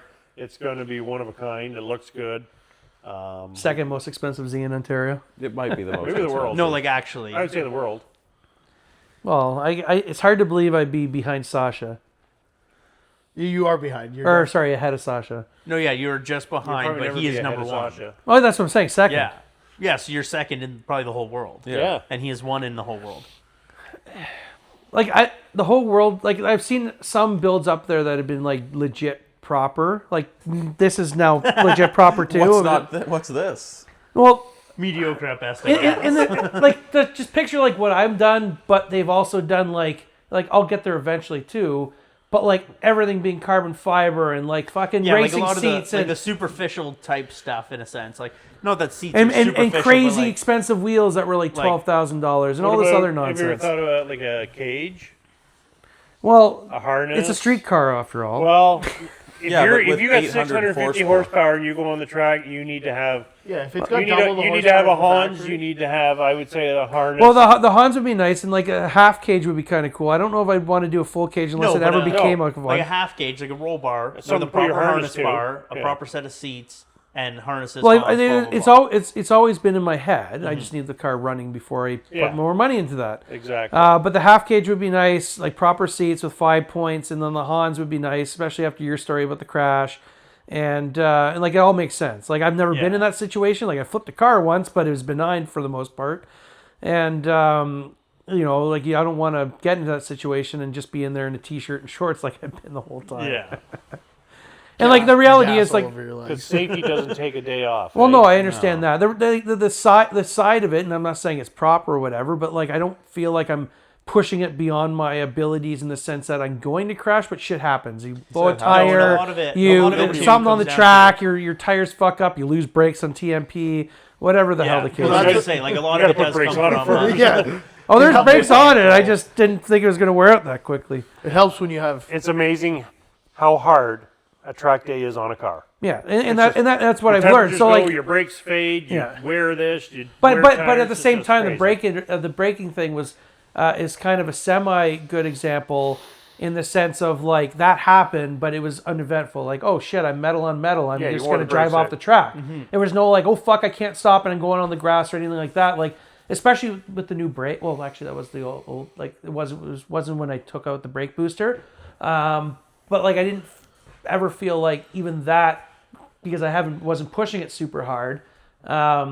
Even that was enough to like, you know, throw me on the edge. Now that can and certainly will, but like I haven't been pushing it so far where I feel like I'm out of control. Like ice racing is a good example. Not that you're going fast, but like there's some times where I'm throwing around there where I don't give a fuck if I fly into that snowbank or whatever. Like I am just racing. Granted, I don't give a shit about the car there too. But like there, it's like, well, if I slide more than I thought or whatever, I'm going to the bank. I'm going to spin out. I'm going to go up the who bank. cares? Whatever. Who the fuck cares? Low So there, I'm consequences. driving as fast as I possibly can with like zero repercussions. Here, I was like, because of the car and still driving skill and everything like that. Like I wasn't really. You've never pushed true 10. I think I can easily say that I feel at most I've been like 8 out of 10 when doing it. Now my 8 out of 10 is going to adapt, and I have gotten faster, but I haven't gotten to the point where I feel like I am doing 10 out of 10 of my current ability right now. I always felt like I always left a little bit because trust in the car, new things, whatever it may be. It's not worth it. What's that? No, Well, it's not not. worth the, And I'd rather go 8 out of 10, and then my driving skill increases with it instead of going 10 out of 10 and then finding that Wrecking limit it. really quickly. Yeah. And so I even on GP doing Like, what do you- 240 down the back straight or whatever. What it was your top speed at GP? Like the only one I have recorded was like 239 or something like that, but like that was with the motor, like 2 laps before the Motor 8 itself. Yeah. And so like I'm pretty sure I've been mid 240s, especially last year without the wing. Similar to your speed. Like faster than me. Like, which is insane considering like What was your top speed at that like day? the fastest I've gone is 242? 242, but my fastest lap was 238. Like the fastest lap time. Oh, your speed was I did 238, Yeah. but the fastest I've ever gone was 242. was 242. Right. Yeah, so like the thing's got power, but then I'm on the brakes and probably well before you and going around that, like I don't know what But you're it's doing insane around to the think like my entry speed is way higher than yours and my exit speed's higher than yours, but the time in between you're able to freight train me. Well, Like that's how fast but that your car like is. that comes with the power, right? Like, but like I'm going like going back to like not driving at 10 tenths. Like I'm going around that corner after the straight at like 140, and I talked to Steve. I'm like, "What are you doing around the corner?" He's like, 170. I'm like, "God, I got a long ways to go before I'm back to that." And like the biggest thing with GP, like the other ones, I feel like I adapted relatively well. I still got a lot of improvements to be made, but like I didn't feel scared of it. The biggest thing with GP was like You're always like scared of I'm it. always scared because like if this car doesn't do what I wanted to do, there's this much grass in a wall. Yeah. Whereas like yeah. Shannonville, like you can Very still high fuck your stuff up, but consequences. there's just a field. It's Yeah. pretty flat. Yeah. Yeah. And so GP like legit scared me. And the biggest thing wasn't even so much like there's driver mod improvement too, but was just getting the balls to go around those corners faster, and especially the blind hills, like the one going into Moss's corner. I remember so many times I'm like on the brake, I'm like, this isn't really a corner, it's almost straight. And it took so long for me to just be able, and even if you Like look, not even accelerate, but to coast even through. if you look at my video, I'm off the throttle, going over the peak, not touching the brake, and then like not even touching the throttle. I'm still doing like 180 something or It's whatever it is insane. to it. It is and actually insane. And I still can't say that I've come to the getting comfortable with it. It just freaks me out mentally, and I know it's there. I know the road's there, but it freaks me out. And so Scary. that's the biggest thing that I need to get my head around. Driver mod, yes, we all know it needs to be improved too, but like the just getting the balls around it. That's why I'd love to go back to like Shannonville and stuff where I'm not scared of the track inherently and just see how much I can improve Yeah. and then go back there or Did DDT you ever, or whatever. did you ever drive Calabogie? No, I was only there with you guys. Yeah. Yeah. Okay. And I'd like to try Galabogie as well. Beautiful. Well, I know it's beautiful. Like, I know it's beautiful. I You haven't came been to around the track. Calabogie? Yeah, he was The one your Brad time. hit the wall. Oh yeah. Yeah. We, Fuck we, you, Dave. Yeah, remember we were jet boating and Yeah, it was everything, and then I Dave's crashed, fault. and it was Dave's fault. It's always Damn. First, the drive shaft. That's what really hinted. Yeah. I should have given you a hint, but Yeah. Then he was there for the first time the alternator fucked up at DDT. He literally walks up with his dad, and then boom, the car stops charging. Well, you started to warm your hands on the engine. Well, that was the recent that was time. the recent That was one. funny. That was like just last year, after Craig had to push it. But Hailed Dave himself goes, terrible. Dave goes like, "Oh, it's chilly out," and then all of a sudden I hit the key, and it's like, "Wow, the car's dead. Alternator must have got fucked flipped off." off or something. Yeah, I think the belt flew off Yeah. that day. it wasn't Like me. in the pit, like I came back, I was rolling Yeah, through the you pits, were and the car done. was charging. I stopped, and Dave goes, "Oh, perfect time," and puts his hands out, and I just watched the battery go, and not touching anything, just and we just pop the hood, observe- and there's the belt laying on the splitter. It's like got that as if power. Yeah. it's again, a gift. Again, people say, "Why do you guys do this?" Great question. Yeah. And like- if you gotta ask, you don't Yeah, understand. if you have to ask, you don't get it. Because otherwise, it's just great question. Yeah. See, I do it, and some days I don't get it. Yeah, like I there's don't know mo- why I do it, but like if you have to ask me why to do it, you also just don't understand. Yeah, there's moments where I really question it. what Standing on your trunk lid. No, I wasn't In a thinking jean about. jacket? No, I, Two-step I don't know Scully. where the jean jacket came from. Yeah, but it's fitting. Literally every Corvette owner. Apparel. Oh, okay, fine. Yeah, that's Corvette owner apparel.com.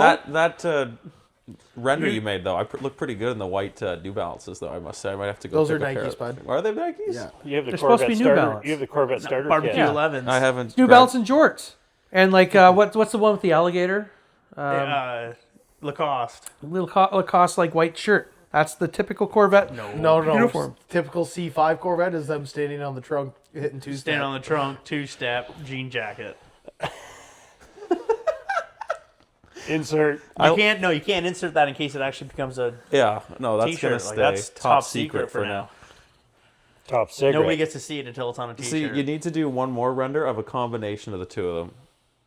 Yeah, we were talking about that. No, Because I like this. The but in Corvette every looks way- better.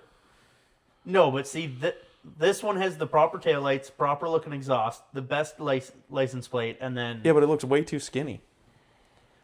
My autism's You're- kicking in. Like it's no, you just wish you had a wide body. anyway. Moving on. Speaking of wide bodies, what do you see on Tonga's butt crack? And So, on that note- yeah. Dave's just disgusted right now. on that note, should we wrap her up? Yeah, we Yeah. should wrap. So we're going to be helping Dave put his car together, and we have a lot on the go. And when it's done, it's going to be wicked. Well, the headers are going to be done tomorrow, right? I can see some more third. I can see some more third places in Well, your future. Tomorrow, by the time this episode comes out, maybe. Yeah. Should we do Like by it? the time Take the your viewers time. heard Yeah. Take tomorrow, your time, Yeah. Scott. it might be accurate. no, I think Should tomorrow we- real time would be nice. Oh no, we're Well, then we're paying work. You're right. It would be nice. well then. Hopefully, we're going to Motorama. Well, not tomorrow, but Friday. Last week. You're going to let me know ASAP. ASAP. Yeah, I'm gonna get bird flu on Friday. I may call in retarded. You don't have to call. Oh. Do you have any hopeful numbers that you want this engine to make? Horsepower and 700. torque? I genuinely don't give a shit. It's going to make what it's going to make. And with those wastegates, I can go anywhere from roughly 400 wheel horsepower up to whatever I do make and anything in between. If it's 700, 750, 800, 850, 900, whatever, I don't fucking care. Because I'm going to have the range in the middle. And the reality is, even the last track day, I turned it down. I wasn't at full But kill. you don't need. He doesn't. He with his skill, doesn't need. yeah. Doesn't need 650. Most people don't, 400. even regardless of who you are. 400. People are obsessed about horsepower. It'd be cool to be like, oh yeah, my car makes 850 of the wheels, and it might. Who the hell knows? Right. But there's no way in hell I'm going to be out in Mosport GP using that power. You will. At 700, you'll kill yourself. Yeah, roll race, it might come out, but that's about the only scenario. Because Line up like, next to Filthy Pony, what's that? he'll be hitting it with the juice. You'll have to keep up. Well, fair enough. Who's that, Tiltlefon? Is that? Yeah. The one thing I can't do is I was Do I have thinking to about edit doing that out? Maybe. the cancel button to the top boost, so you can hold it like a keep it in. like There a you boost. go. He Yeah. doesn't have Then it would be a little tempting, like on the straight up Mosport, like cars compose whatever, and you just have to hit this button for like 400. Like a scramble button? Yeah. Kind Yeah, of. like a So fuck scramble button typically is like a percentage difference. Like I want 5% more boost or whatever it is. I want to do it differently where I'm just at full fucking boost, right? So That seems like a good idea. so if I'm at like Said no one ever. yeah, if I'm at 13 psi and that's about 600 wheel horsepower in this car, at least how I had before, it's probably a little more if I can rev the damn thing out. Then let's just say 17, 18 is where I am, and it's like 850, and I can just hit that button there. You hit the button, it's 28 psi, and the thing just absolutely fucking grenades. Are you going to have the Haltech control the parachute? How many sensors are plugged into your Haltech? 73. Okay. Million. Dave, thanks for coming on. Appreciate it. Hopefully you problem. enjoyed everything. That's enough. Is that our hard cutoff? That's our cutoff. that was That's 2 hours and 15 minutes. Rob's been sleeping for 15 to Your eyes 20 did minutes. close at one point. And the other one, I'm shooting myself in the head. Oh, I'm sorry the bill's so boring to you, Rob. No, I love it. I do love too. it. Yeah. Thanks No, for, I hope Alright. it. Thanks for coming. I hope Dave. you have problem. zero issues. I hope you have Yeah. zero issues. You have zero issues. Where's the wood? Is this real wood? No problem. Yeah, it is real wood. That is, that yeah. chair too. Mahogany. Before we leave quickly, because we talk about it every other one. So I sent you those drag radials for your car. I think I have you blocked. New phone, who does? Never mind then. All right. Thanks for watching. Did you shit your pants again? Nope. That's a good way to end. And Dave, you have to It's clap. clap. There you go. Is that the thing? Yeah. Everybody claps on the end. At the Okay. beginning, only one clap. At the end, it's everybody's Everybody. clap. Fair enough. Thank you for watching. Rob has the clap. Who doesn't these days? Don't tell Bonnie.